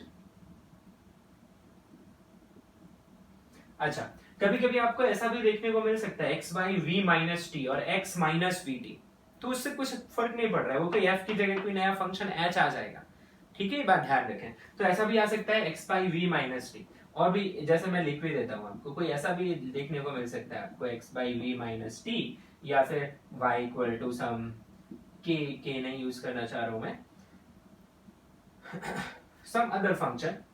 ठीक है, से सम ओके चलो k यूज कर लेते हैं, k ऑफ क्या मिल सकता है आपको, t minus sorry x minus we T. तो ये सबके सब, ये चारों कॉम्बिनेशन, ये अलग अलग फंक्शंस लिखे हुए हैं, ये चारों कॉम्बिनेशन क्या रिप्रेजेंट कर रहे हैं, ये चारों कॉम्बिनेशन रिप्रेजेंट कर रहे हैं simply this wave is travelling in which direction, rightward direction. ठीक है, तो आप क्या ध्यान रखेंगे मैथमेटिकली, आप ध्यान रखेंगे कि जब आपके t और x के कोएफिशिएंट अपोजिट साइन के हैं, t का पॉजिटिव x का नेगेटिव, t का पॉजिटिव x का नेगेटिव, x का पॉजिटिव t का नेगेटिव, x का पॉजिटिव t का negative, means when coefficients of x and t are opposite sign रखते हैं, तो ये आपकी वेव किधर ट्रैवल कर रही होगी, राइटवर्ड डायरेक्शन में. इसी का उल्टा आप लिख सकते हैं, यहाँ पे क्या हो जाएगा, y is equal to F of t plus X by V, या फिर आप क्या लिख सकते हैं, g of dt plus X. Yes, अब इसमें उल्टा सीधा आप कर सकते हैं, दोनों में भी माइनस माइनस दिख सकता है, उसमें डरने की कोई जरूरत आपको नहीं है. ऐसा भी दिख सकता है आपको f of minus T minus x by V. ठीक है, और F G H K of से minus x by V minus, उसको तो लिखने की जरूरत ही नहीं है मुझे, तो ये आ जाएगा minus we T minus x. तो ये सारे जो कॉम्बिनेशन आप यहाँ पे देख पा रहे हैं, ये क्या रिजेंबल कर रहे होंगे, वहां पे ये बता रहे होंगे आपको कि जो वेव है वो किधर ट्रैवल कर रही है, wave is travelling in leftward direction. ठीक है, तो एक वेव इक्वेशन, अगर कोई इक्वेशन वेव इक्वेशन है तो वो डेफिनेटली कैसी दिखेगी आपको, कुछ इस तरीके की, वो ये फंक्शन होगा और उसका इनपुट क्या दिख रहा होगा आपको, t plus minus x by V और x plus minus we T जैसा, V T plus minus X भी दिख सकता है, not a big deal. Alright, so you just note this down. तो कंक्लूड कर लेते हैं अभी मैंने जो लिखा, यानी आपको जो वेव इक्वेशन है उसमें कितने वेरिएबल मिलेंगे बच्चों, दो, एक x और एक t. वो कैसा दिख सकता है आपको, वो या तो t plus minus x by we जैसा दिख सकता है, या फिर कैसा दिख सकता है, x by V plus minus T जैसा दिख सकता है, या फिर कैसा दिख सकता है, x plus minus we T जैसा दिख सकता है, या फिर कुछ और फंक्शन आप लिख सकते हैं, और किस टाइप का दिख सकता है, we T plus minus x का जैसा दिख सकता है। ये सब फंक्शन लिखने के तरीके, यहाँ f g h k इनका कोई मतलब नहीं, these are just different functions. So what is the important point to note is any function which is possessing this as input, t plus minus x by v, x plus minus vt और vt plus minus x. yes, ये क्या represent कर सकता है? Travelling wave represent कर सकता है। ठीक है, इसके साथ साथ इनमें क्या प्रॉपर्टी होनी चाहिए? ठीक है, ए फंक्शन, ये आपको नोट करना है यहाँ पे, a function which is representing a traveling wave or simply wave. Travelling क्यों आ रहा है? क्योंकि यहाँ एनर्जी ट्रैवल कर रही है। ठीक है, कॉम्बिनेशन ऑफ वेव ऐसा आएगा जिसमें एनर्जी ट्रैवल नहीं करेगी, उन्हें स्टैंडिंग वेव बोलेंगे, आगे हम देखेंगे, but we are seeing this is travelling wave. तो अगर एक फंक्शन ट्रैवलिंग वेव को रिप्रेजेंट कर रहा है तो इसकी पहली रिक्विजिट है कि उसका इनपुट किसके जैसा दिखना चाहिए, या तो t minus plus minus x by we जैसा दिखना चाहिए, या फिर x plus minus we T जैसा दिखना चाहिए। तो ये फर्स्ट क्राइटेरिया हो गया बच्चों इस नोट का, कि कोई भी फंक्शन जो इस टाइप का है वो क्या रिप्रेजेंट कर सकता है? आपका एक ट्रैवलिंग वेव को। दूसरा, it should be single valued, it should be single valued. Single valued का मतलब क्या होगा? सिंगल वैल्यूड का मतलब होगा कि फॉर ए गिवन, और suppose for a given, okay given ही लिख लेते हैं, given value of x and t, आपने कोई x और एक कोई t उठाया, it should give only one value of y। ठीक है, तो for a given value of x and t, उसके पास y की सिर्फ एक ही वैल्यू होनी चाहिए। एक से ज्यादा अगर वैल्यूज वो y के दे रहा है किसी पर्टिकुलर x एंड t पे, तो फिर हम मानेंगे कि वो फंक्शन क्या रिप्रेजेंट नहीं करेगा, वो फंक्शन वेव को रिप्रेजेंट नहीं करेगा, भले ही आपकी फर्स्ट कंडीशन फुलफिल हो रही है। यानी फंक्शन देखने में कैसा हो, x plus minus we T या फिर t plus minus x by we जैसा हो, बट ये कंडीशन फुलफिल नहीं कर रहा है तो वो वेव फंक्शन नहीं होगा। तो किसी भी फंक्शन को ट्रैवलिंग वेव अगर रिप्रेजेंट करनी है तो उसे उसका इनपुट इस टाइप का होना चाहिए, पहली कंडीशन। दूसरी, उसे सिंगल वैल्यूड होना चाहिए, यानी x और t के आप कोई भी वैल्यू पुट करें वहां पे तो फिर y की एक ही वैल्यू मिलनी चाहिए, एक से ज्यादा नहीं। और दूसरी इसको आप बोल सकते हैं, तीसरी कंडीशन मैंने यहाँ पे लिखी हुई है, ये है it should give finite value of y for any value of x and t। तो x एंड t की कोई भी वैल्यू के लिए उसे y की वैल्यू फाइनाइट देनी चाहिए। जैसे मैं कुछ एग्जांपल्स आपके सामने रख रहा हूँ, सपोज मैंने फर्स्ट एग्जांपल ले लिया y इक्वल टू से सम x माइनस 5t का होल स्क्वायर। ठीक है, तो सपोज दूसरा एग्जांपल मैं ले रहा हूँ y is equal to 1 by say some 1 plus x plus 3t का होल स्क्वायर। ठीक है, चलिए सपोज मैंने ले लिया y is equal to e to the power minus of t minus x by say suppose 4। ठीक है, और चौथा एग्जांपल मैं ले रहा हूं यहाँ पे y is equal to 1 by x minus 5t। ठीक है, तो ये मेरे पास चार फंक्शंस हैं। आपको एग्जामिन करना है कि इन चारों में से कौन कौन से फंक्शंस वेव इक्वेशन को रिप्रेजेंट कर सकते हैं, ट्रैवलिंग वेव इक्वेशन को। पहले फंक्शन को चेक करते हैं, इनपुट किसके जैसा दिख रहा है? बिल्कुल x माइनस वी टी के जैसा दिख रहा है। First criteria fulfilled. Is it single valued? Yes it is single valued. आप x और t की जो भी वैल्यू रखेंगे यहाँ पे उसके हिसाब से आपको एक ही वैल्यू मिलेगी y की। Okay, that is also satisfied. Third, it should give finite value of y, not infinite, for any value of x and t। But the problem here is, अगर मैं यहाँ पे x को इनफाइनाइट रख दूं, यानी if I am analysing it very far away point from this particular origin जहां पे भी हमने कंसीडर किया है, तो मेरा y भी कहां पे चला जाएगा बच्चों? इनफाइनाइट की तरफ चला जाएगा। यस, मतलब ये फाइनाइट वैल्यू ऑफ y नहीं दे रहा है for any value of x and t।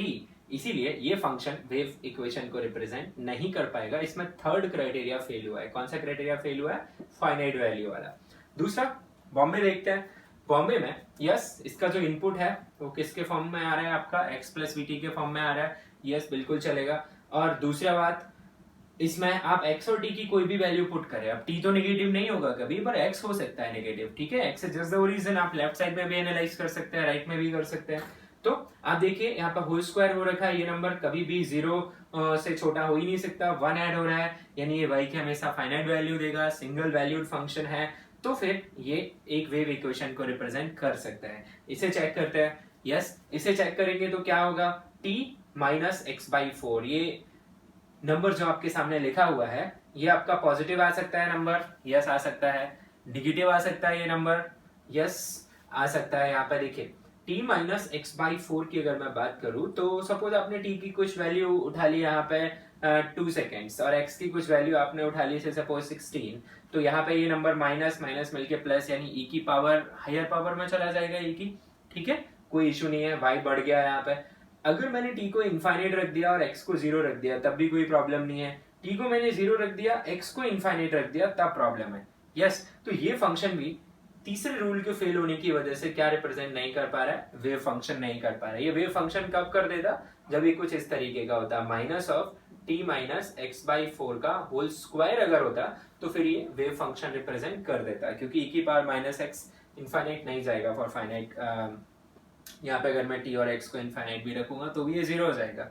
Okay now यहाँ पे आप चेक करिए दिल्ली में भी प्रॉब्लम क्या है? अगर मैंने x और t दोनों को 0 रख दिया तो ये 1/0 यानी y कहाँ चला जाएगा? Infinite means x equal to 0 t equal to 0 पे ये फंक्शन भी कहाँ जा रहा है? इनफाइनाइट। तो ये भी तीसरा रूल फेल होने की वजह से वेव फंक्शन रिप्रेजेंट नहीं कर रहा है। तो आपका जो आंसर आएगा बच्चों वो सिर्फ कौन सा आएगा? बॉम्बे। तो ऐसे क्वेश्चन एग्जाम में आ सकते हैं यहाँ पे फर्स्ट टाइम पे कि आपको फंक्शन दिया, पूछ रहा है इनमें से कौन से फंक्शन वेव इक्वेशन रिप्रेजेंट करते हैं और कौन से फंक्शन वेव इक्वेशन रिप्रेजेंट नहीं करते। आपको कितनी बातें ध्यान रखनी है? आपको ये सारी बातें ध्यान रखनी है, ठीक है। जैसे और क्लियर करने के लिए एक ऑप्शन अगर मैं यहाँ पे ये ले लूं, suppose E option y is equal to some root of x, okay let me write it like 1/2 plus root of x minus 5t का whole square.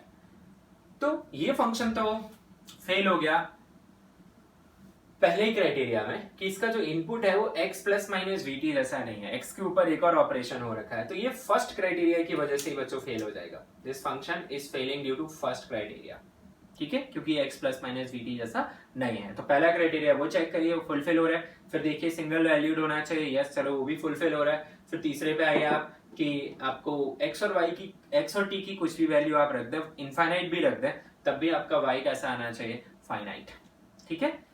You can note this part. Now, let us understand this wave equation. तो मैंने अभी एक ही term लिख लेना है, y equal to F of, चलिए मैं ये वाला टर्म कंसीडर कर ले रहा हूँ। तो सपोज मैंने कोई भी इक्वेशन ले ली x माइनस वी और ये अपना बाकी सारे क्राइटेरिया फुलफिल कर रहा है। So consider let this function represents A wave equation, ठीक है, और ट्रैवलिंग वेव, ठीक है। ये फंक्शन एक ट्रैवलिंग वेव को रिप्रेजेंट कर रहा है। एक बात ध्यान रखें, अगर कोई फंक्शन ट्रैवलिंग वेव को रिप्रेजेंट करेगा तो वो दिखना चाहिए x plus minus we T या t plus minus x by v के जैसा। पर हर फंक्शन जो कि x plus minus we T या t plus minus x by v जैसा दिखे वो ट्रैवलिंग वेव रिप्रेजेंट करे ऐसा जरूरी नहीं है, ठीक है। ओके अब यहाँ पे y क्या रिप्रेजेंट करता है बच्चों, ध्यान से समझना। y क्या है आपका? हियर y इज डिस्प्लेसमेंट, क्योंकि अगर आप ये समझ गए ना तो आपके लिए आगे का चैप्टर बहुत इजी हो जाएगा। Displacement of medium particles. तो अभी अपन मैकेनिकल वेव पढ़ रहे हैं, इलेक्ट्रोमैग्नेटिक में ये y रिप्लेस हो जाएगा E या फिर B से, यानी इलेक्ट्रिक फील्ड या फिर मैग्नेटिक फील्ड से। वहां मीडियम पार्टिकल तो है नहीं, ऑसिलेट इलेक्ट्रिक मैग्नेटिक फील्ड करता है, पर फिलहाल अपन मैकेनिकल वेव के पॉइंट ऑफ व्यू से लिख रहे हैं। तो displacement of medium particle at, और कहां से डिस्प्लेसमेंट हो रहा है ये भी लिख लेते हैं, फ्रॉम देयर मीन पोजीशंस, तो सभी की अपनी मीन पोजीशंस होंगी। Okay, at x equal to x, तो कौन है x इक्वल टू x पे बच्चों? मीन पोजीशन है x इक्वल टू x पे, ठीक है। और उस मीन पोजीशन से कितना ऊपर या कितना नीचे ये पार्टिकल है, कहां है ये पार्टिकल, किस इंस्टेंट पे, t इक्वल टू t पे। आई अगेन रिपीट, y क्या है आपका? Displacement of medium particle from there mean position. और मीन पोजीशन कैसे लोकेट करोगे आप? x इक्वल टू x से। x क्या रिप्रेजेंट करेगा? x बताएगा आपको लोकेशन ऑफ मीन पोजीशन, ठीक है। तो वेव में, जैसा आपने एनिमेशन में देखा कि वेव में एक साथ ढेर सारे पार्टिकल क्या कर रहे होते हैं? ऑसिलेट कर रहे होते हैं, ठीक है। वेव में एक साथ ढेर सारे पार्टिकल ऑसिलेट कर रहे होते हैं। तो किसी भी पार्टिकल की मीन पोजीशन कहां से स्पेसिफाई होगी? मीन पोजीशन स्पेसिफाई होगी x से। x कहां का पता है? उस पार्टिकल की मीन पोजीशन का पता है। इस स्पेस में सपोज ये स्ट्रिंग है, इस स्ट्रिंग पे कहां के पार्टिकल की बात कर रहा हूं मैं, तो मैं बोलूंगा कि मैं x इक्वल टू 2 की बात कर रहा हूं। मतलब जो ओरिजिन है वहां से 2 मीटर डिस्टेंस पर जो मीन पोजीशन है, वहां का पार्टिकल अपनी मीन पोजीशन से इस इंस्टेंट पे कहां है, तो वो कौन है? y, ठीक है।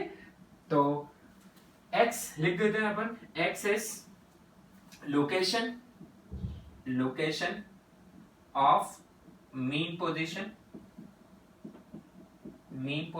देखिए मीन पोजीशन मूव नहीं करती है, ठीक है। जैसे मैं वो धक्के वाला एग्जांपल दूं आपको, तो सपोज मेरे से तीसरे नंबर पर जो व्यक्ति खड़ा हुआ है, मेरे से पहला, दूसरा, तीसरा नंबर, तो तीसरा उसकी होगी मीन पोजीशन की लोकेशन। अब उस तीसरे का अबाउट थोड़ा वो पीछे की तरफ, दूसरे की तरफ आया होगा, और थोड़ा किसकी तरफ गया होगा? चौथे की तरफ गया होगा, समझ रहे हैं? तो तीसरा उसका हो गया location of mean position of the particle. और उस मीन पोजीशन से वो कहां है, वो कौन बताएगा? y। और t तो आपको पता ही है, t टाइम है, ठीक है। तो y क्या है? y SHM वाला डिस्प्लेसमेंट है। सिंपली SHM की इक्वेशन लिखते थे ना अपन, y equal to a sin omega t plus delta. तो वहां पे सीधा सीधा y क्या होता था? मीन पोजीशन से कितना दूर, ठीक है। मीन पोजीशन से कितना दूर, वो y होता था। कितना दूर, कब मतलब हो गया टाइम, व्हेन मतलब टाइम, ठीक है। तो ये टाइम वाला फैक्टर तो यहाँ भी है, पर यहाँ पे एक SHM नहीं है, यहाँ पे ढेर सारी SHM होने वाली है। मैं अभी साइनसॉइडल वेव की इक्वेशन आपको अगले लेक्चर में बताऊंगा, तो वहां पे आपको दिखेगा कि ढेर सारी SHM चल रही है। ये जनरल कोई भी फंक्शन लिखा हुआ है जो वेव, ट्रैवलिंग वेव को रिप्रेजेंट कर रहा है, ठीक है। तो इतनी बात आपको समझ में आ गई, ओके। अब यहाँ पे दो वेरिएबल है इक्वेशन में, y किस किस पर डिपेंड कर रहा है? x पे भी डिपेंड कर रहा है और t पे भी डिपेंड कर रहा है, ठीक है। तो यहाँ पे अलग अलग टर्म क्या रिप्रेजेंट करेंगे, एक एक करके समझते हैं। तो मैं इसे मिटा रहा हूं।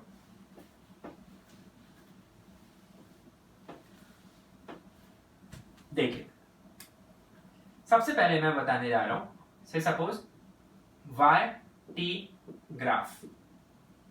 YT ग्राफ मतलब डिस्प्लेसमेंट टाइम ग्राफ, ठीक है। YT ग्राफ हमेशा कब प्लॉट किए जाएंगे? At a fixed x। तो मैंने सपोज वो फिक्स्ड x मान लिया x नॉट। तो बच्चों इसका मतलब क्या हुआ, आप ध्यान से समझिए कि सपोज अपने पास एक स्ट्रिंग है, ठीक है। You understand this way, suppose we have a string, this is string, ठीक है। और इसमें वेव ट्रैवल हो रही है, ठीक है। तो कोई भी पर्टिकुलर पार्टिकल जिसकी मीन पोजीशन कहां पे है? मीन पोजीशन है x equal to x not पर, ये इसकी मीन पोजीशन है। और इस मीन पोजीशन के अबाउट इसका जो पार्टिकल वो ऊपर भी जा सकता है और कहां भी आ सकता है, नीचे भी आ सकता है। ये इसके रिस्पेक्टिव एक्सट्रीम्स है, ठीक है। तो किसी भी टाइम पे उसका पार्टिकल यहां हो सकता है, यस। तो सपोज ये कोई भी time t equal to t है और ये पार्टिकल यहां है, तो ये इसका y हो गया फ्रॉम मीन पोजीशन। और किसकी बात कर रहा आप? x को चेंज नहीं कर रहा, आप सिर्फ इसे ही एनालाइज कर रहे हो, ओके। यानी स्ट्रिंग की एक ही लोकेशन को टाइम के साथ एनालाइज करना, मतलब एक ही पार्टिकल का ऑसिलेशन स्टडी करना, वो कौन सा ग्राफ होगा? YT graph. तो YT graph at a fixed x equal to x not, ये क्या बताएगा? So it will represent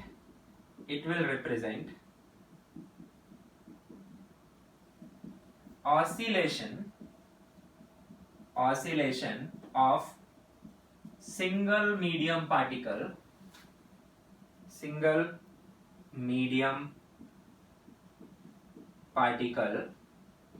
located at x equal to x not with time. Yes, definitely time के साथ y चेंज हो रहा है, यानी आपने यहाँ x फ्रीज कर दिया, तो del y by del t क्या बताएगा? आप del y by del t, इसका मतलब है it is partial differentiation of y with respect to t। इसमें x क्या है? कांस्टेंट है, तो del y by del t हो जाएगा rate of change of y with respect to time. So it will tell you velocity of particle, underline this is not wave velocity, it is velocity of particle at x equal to x naught। x equal to x naught उसकी mean position है, ठीक है? तो वो particle किसी भी particular time पे at t equal to t, तो आप ये डिफरेंशिएशन किसी भी टाइम पे निकालेंगे, del y by del t, इसमें x कांस्टेंट रखेंगे, तो ये बता देगा आपको particle velocity. Is this clear और नॉट? कोई आपत्ति इसमें? क्योंकि x तो एनीवे फिक्स है, y का आप स्टडी किसके साथ कर रहे हो? टाइम के साथ। अब ये ग्राफ अगर आपको ऐसा दिख रहा है, ये ग्राफ अगर आपको ऐसा दिख रहा है, टाइम तो नेगेटिव नहीं हो सकता। सपोज ये ग्राफ ऐसा दिख रहा है, तो ऐसा चल जैसा ही ग्राफ दिखेगा। इसका मतलब क्या है कि सपोज t इक्वल टू 0 पे पार्टिकल मीन पोजीशन पे है, थोड़ी देर बाद वो अपने एक्सट्रीम पे जा रहा है, ये आपका एम्पलीट्यूड हो गया और ये आपका दूसरा एम्पलीट्यूड हो गया, ठीक है?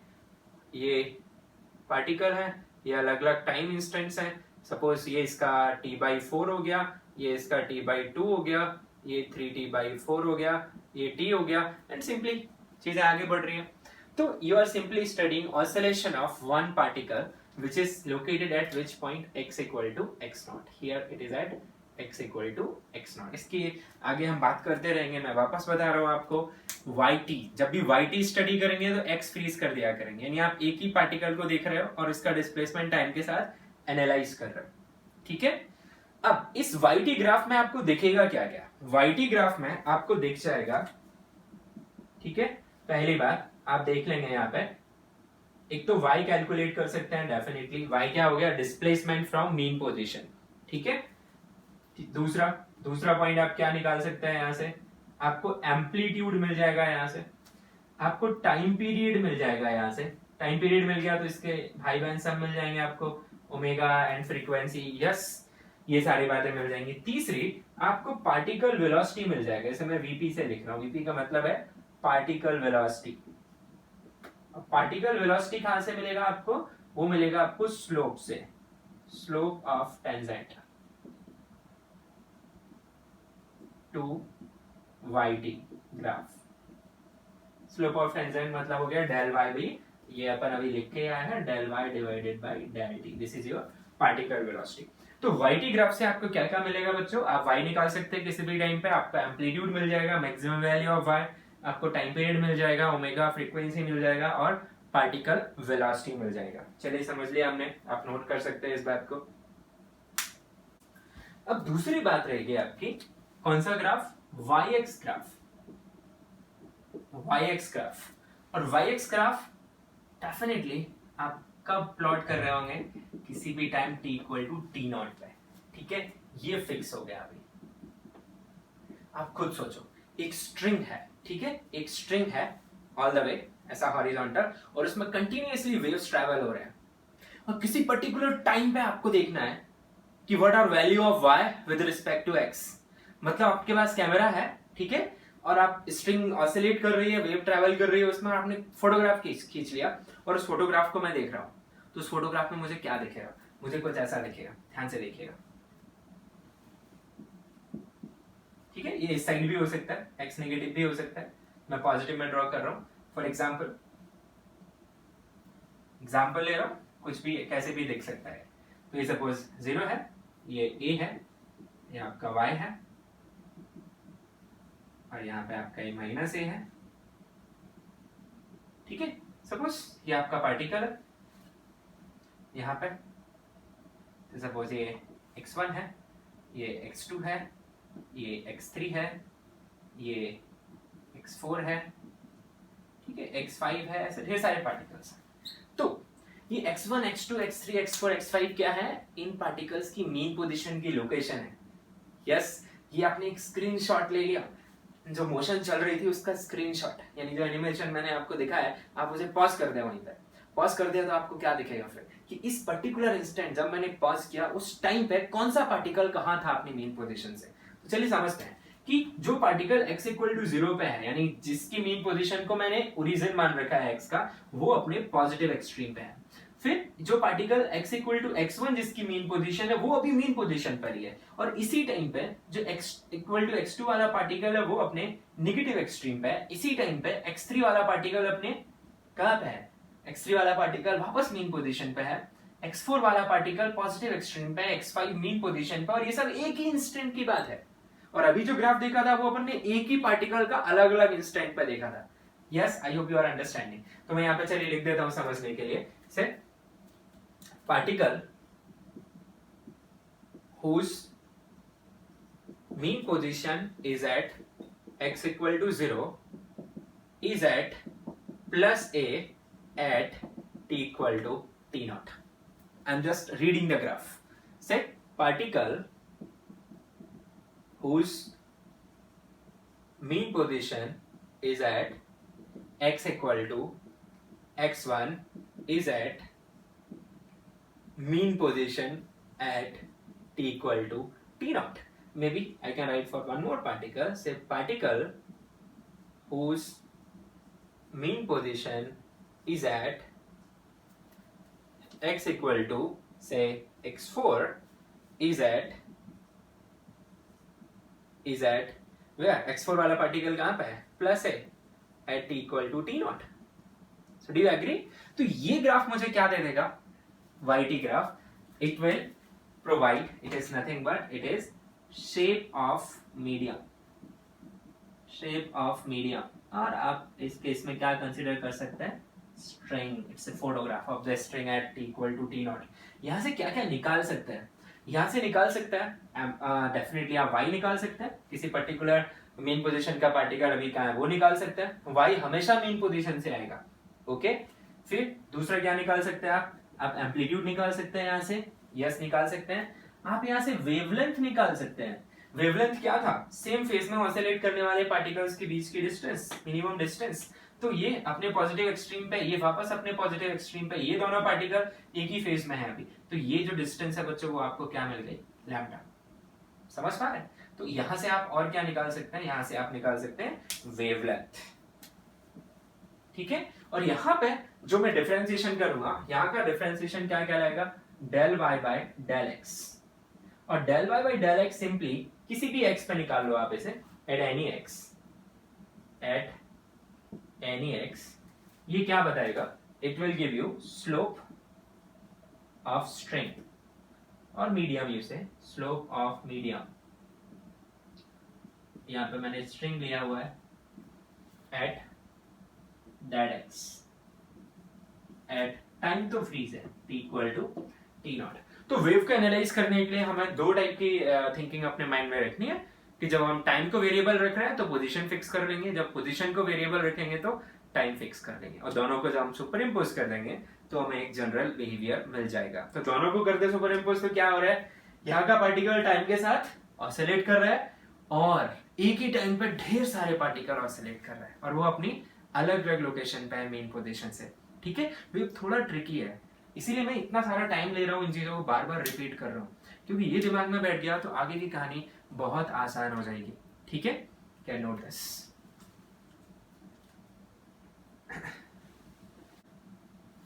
चलिए कुछ क्वेश्चंस प्रैक्टिस कर लेते हैं आज हमने जो सीखा है उसके ऊपर। तो आज हमने जनरल वेव इक्वेशन लिखना सीखा है। ठीक है, तो चलिए पहला क्वेश्चन लिखिए आप, ए वेव पल्स। पल्स क्या है, पल्स वेव का कोई भी एक पार्ट है, ठीक है, जो रिपीट हो रहा है। तो a wave pulse is travelling on a string at 2 metre per second. A wave pulse is traveling on a string at 2 meter per second. आगे लिखे displacement y of a particle at x equal to 0 at any time t is given by is given by this function y equal to 2 divided by t square plus 1, where y is measured in, चलो metre में ही major कर ले रहा हूं मैं, और t major हो रहा है आपका सेकेंड में, ठीक है। y is measured in meters, t is measured in seconds। तो मेरा पहला पार्ट है बच्चों यहाँ पे, right equation of wave, right equation of wave assuming it is traveling towards right, it is traveling towards right, right को positive direction भी बोलते हैं, ठीक है। तो क्या करोगे भाई, जैसा हमने सीखा, मुझे y equal to F t दिया हुआ है, y as function of time दिया हुआ है, मुझे वेव इक्वेशन लिखनी है, मतलब मुझे x भी लेके आना है, तो आप जानते हैं, यस। तो आप क्या पुट करेंगे, आप पुट करेंगे, put t equal to t minus, तो t है उसकी जगह t minus x by v, और आपको v कितना दिया है, v is not particle velocity, v is wave velocity है 2 मीटर पर सेकेंड। माइनस क्यों लगाया, क्योंकि यहाँ पे क्या लिखा हुआ है, टुवर्ड्स राइट, लेफ्ट होता तो क्या लगा था, प्लस। तो चलिए क्या बन जाएगा फिर ये फंक्शन हमारे पास, y is equal to 2 divided by t की जगह पे क्या आ जाएगा बच्चों, t minus x by v की जगह 2 पुट कर दिया, स्क्वायर प्लस 1, ये आ गई मेरी वेव इक्वेशन, ठीक है। दिस इज वेव इक्वेशन जो इसने मेरे से पूछा हुआ है, ठीक है भाई। सेकेंड पार्ट आपको बताना है, draw, and it's interesting, draw shape of pulse at t equal to 0। तो आपको ड्रॉ करनी है t equal to 0 पे ये पल्स कैसी दिख रही है for all values of x। तो ड्रॉ करने के लिए पहले फंक्शन लगेगा अपने को, तो t को 0 पुट करिए, तो y कितना आ जाएगा, y आ जाएगा 2 divided bye x square by 4 plus 1, ठीक है। जिसे आप लिख लीजिए एलसीएम लेके, आपके पास आ जाएगा ये 8 divided by x square plus 4। इसको प्लॉट करना है आपको, ठीक है, कोई बड़ी बात नहीं है। तो मैं जैसे प्लॉट करूंगा, मैं x की कुछ वैल्यूज ले लूंगा और उसके करस्पॉन्डिंग y की वैल्यूज। तो मैंने सपोज x की वैल्यूज ले लिया यहाँ पे, कुछ से I started from x minus 2, minus 1, 0, 1 and 2, ठीक है। And I want to find y to plot, तो y क्या आएगा अपने पास, y आएगा फर्स्ट इंस्टेंस में अपने पास 8 डिवाइडेड बाय 4 प्लस 4 यानी कि 1 आएगा, फिर 8 डिवाइडेड बाय 5 आएगा, यस 8 बाई 5 यानी यहाँ पे आएगा ये 1.6, यस आप डिवाइड करिए।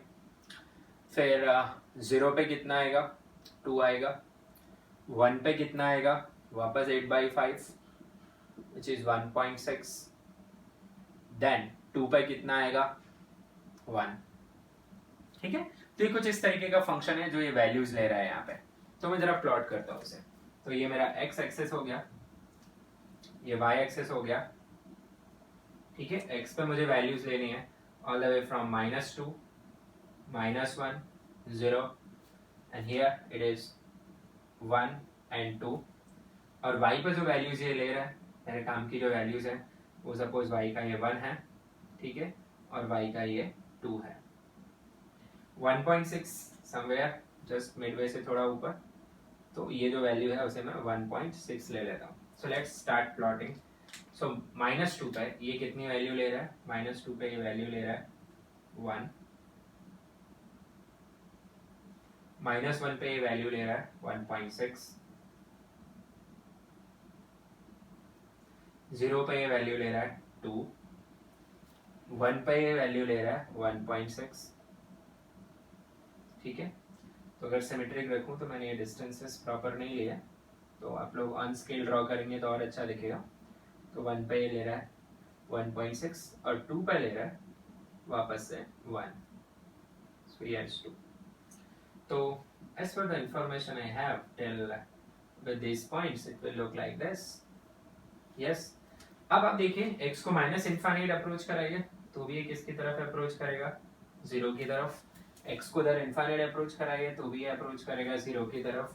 So this will how it will look like, यानी स्ट्रिंग की बात करूं मैं तो एक स्ट्रिंग पे कुछ इस तरीके से दिख रहा होगा, ठीक है।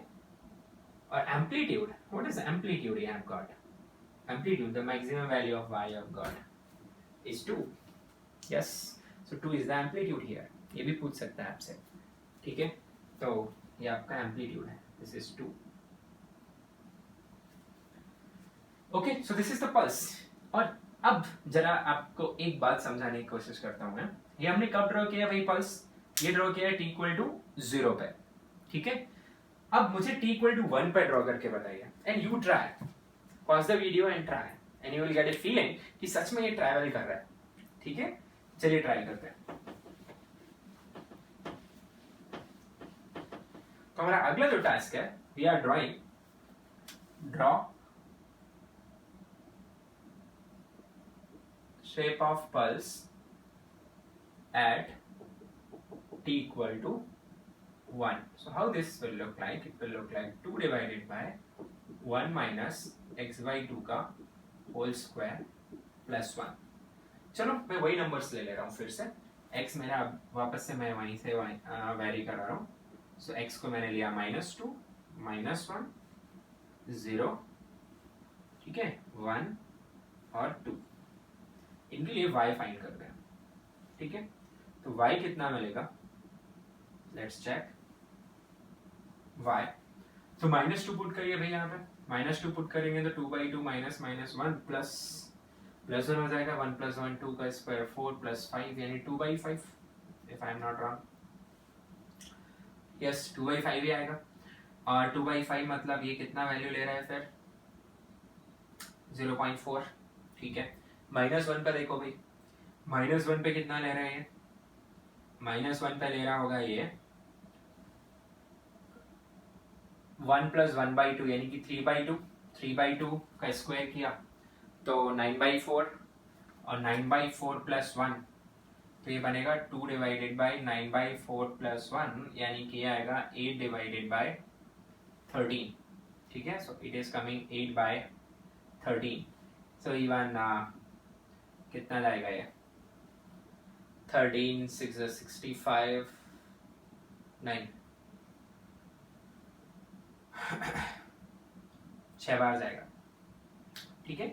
तो 0.6 के आसपास कुछ आएगा, मैं यही छोड़ दे रहा हूँ। 0 मैंने रखा है यहाँ पे, तो 0 रखा तो 1 + 1 2 यानी कि वैल्यू लेगा 1, 1 रखा 1 - 1/2 1/2, so you'll have 2 divided by 1/4 + 1, तो आपको मिलेगा ये यहाँ से 8 डिवाइडेड बाई 5, ठीक है। 8 डिवाइडेड बाई 5 मतलब हो गया आपका 1.6। अभी भी बढ़ रहा है ये, 2 मैंने पुट किया तो 2 पुट किया तो 2 ये आएगा आपके पास 2। Yes, these are the numbers you get, okay. अब इनको प्लॉट करते हैं, देन वी विल रियलाइज कि what is going on actually, ठीक है।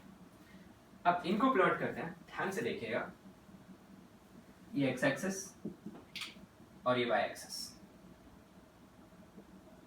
नंबर्स लेते हैं, तो नंबर्स मैंने ले रखे हैं -2, so here is -1, here is -2, यहाँ पे आपका 1 और यहाँ पे आपका 2, और यहाँ पे जो नंबर्स मुझे लगेंगे 0.4 0.6 1 1.6, सो मैं यहाँ पे थोड़ा बड़ा स्केल ले रहा हूँ, ये 1 है और ये 2 है। बाकी नंबर्स आप देखिए, एक 1.6 है जो कि almost just little greater than 1.5 और दूसरा 0.4 है which is little less than 0.5। तो ये नंबर्स मुझे दिख रहे हैं, और एक 0.6 भी है which will be very near to this particular number, ये आपका 0.6 है। तो चलिए स्टार्ट करते हैं। पहला पॉइंट है -2, 0.4, सो -2 पे ये बन रहा है आपका 0.4, फिर -1 पे कितना बन रहा है, -1 पे बन रहा है 0.6, लिटिल हायर, ठीक है। 0 पे कितना बन रहा है, 0 पे बन रहा है 1, ठीक है। 1 पे कितना बन रहा है 1.6, फर्दर लिटिल हायर। 2 पे कितना बन रहा है 2।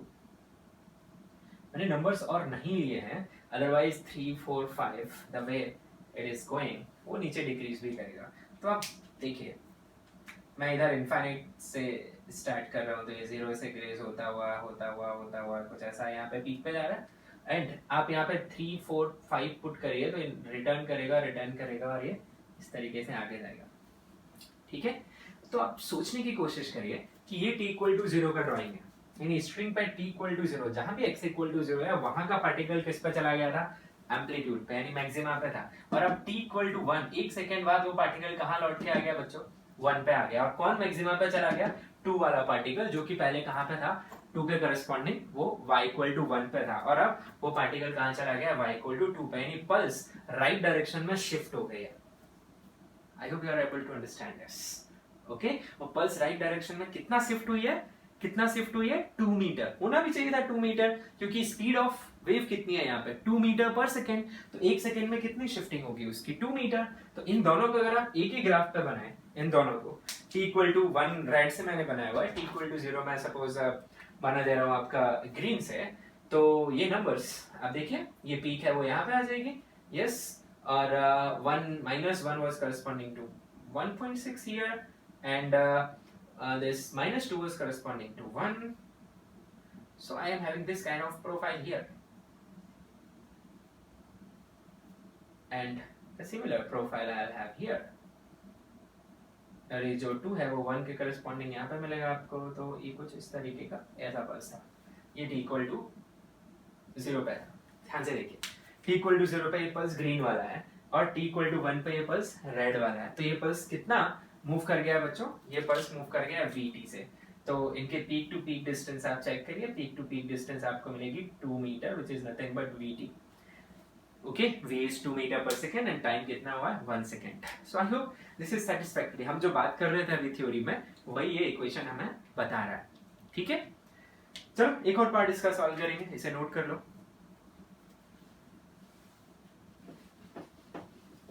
So next part of same question I'm asking, which जो भी इसका नंबर हो, maybe 4th or 3rd, find velocity of particle at x equal to 1 and t equal to 0. So I want velocity of particle जिसकी mean position x equal to 1 है, और कब चाहता हूं मैं, t इक्वल टू 0।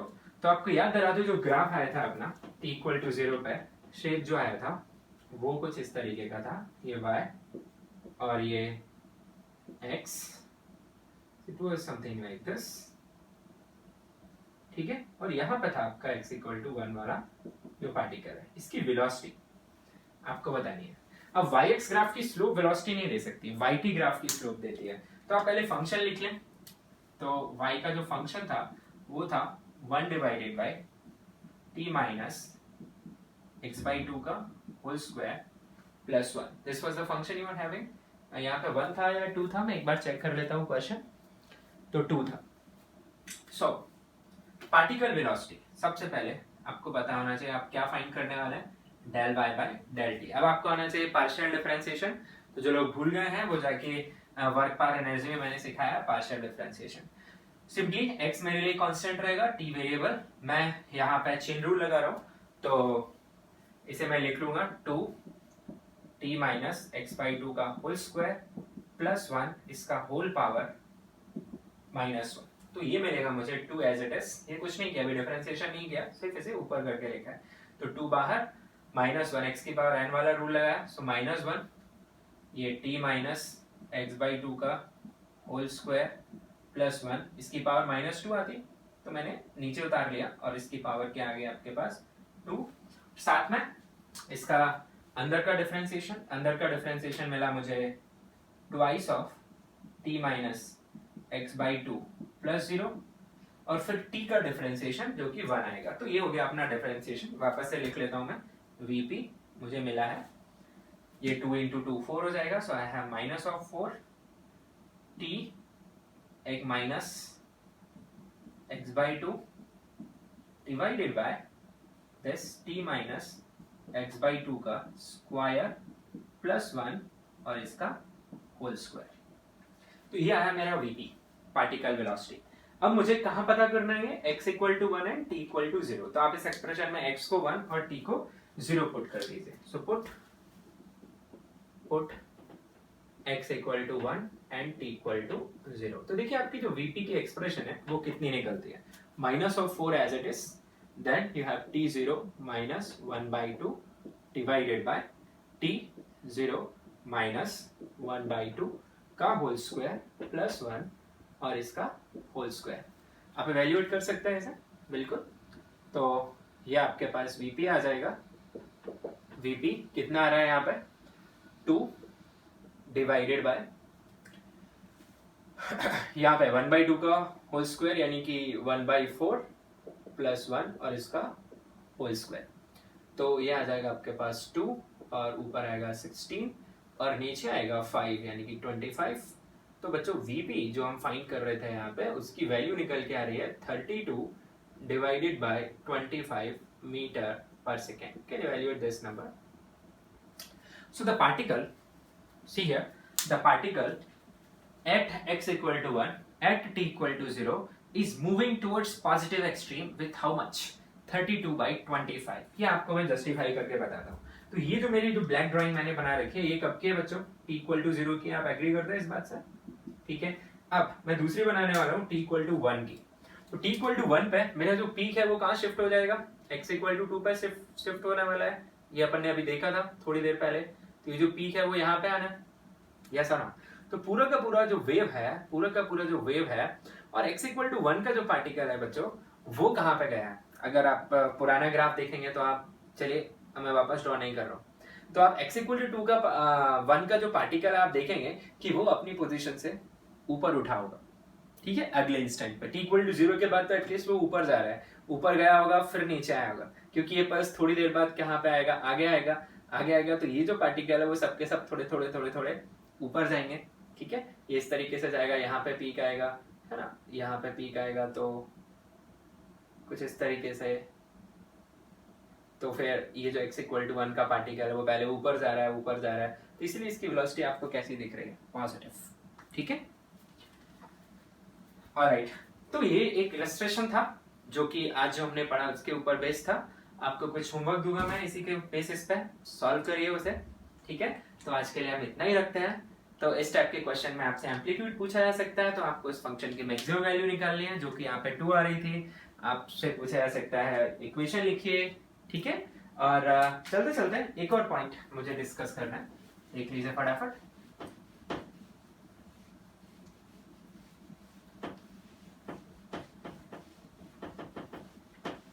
कभी कभी आपको वेव फंक्शन ऐसा दिखेगा, तो जो मैं बता रहा हूँ उसे नोट में लिख लीजिए। वेव फंक्शन कभी कभी ऐसा दिख जाता है, y equal to F of ax plus minus b. कुछ कॉन्स्टेंट्स यहाँ पे आ जाते हैं, ये भी x plus minus t by v, I hope you are understanding. ये x plus minus we T जैसा भी लिखा जा सकता है, t plus minus x by we जैसा भी लिखा जा सकता है, ठीक है। तो यहाँ से आपको वेलोसिटी फाइंड करनी है, तो आप क्या कर सकते हैं, इसे कोई नया फंक्शन लिख सकते हैं, क्या लिख सकते हैं, g ऑफ, आप इसमें से b कॉमन निकाल लीजिए, तो आप क्या लिखेंगे, a by b into x plus minus t, yes. तो जैसे आप क्या लिख सकते हैं, g x divided by b by a plus minus t, yes.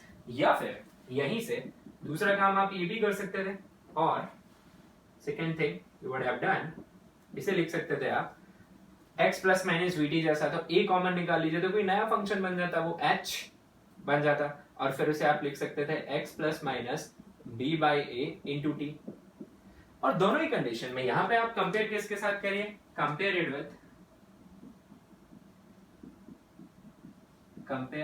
With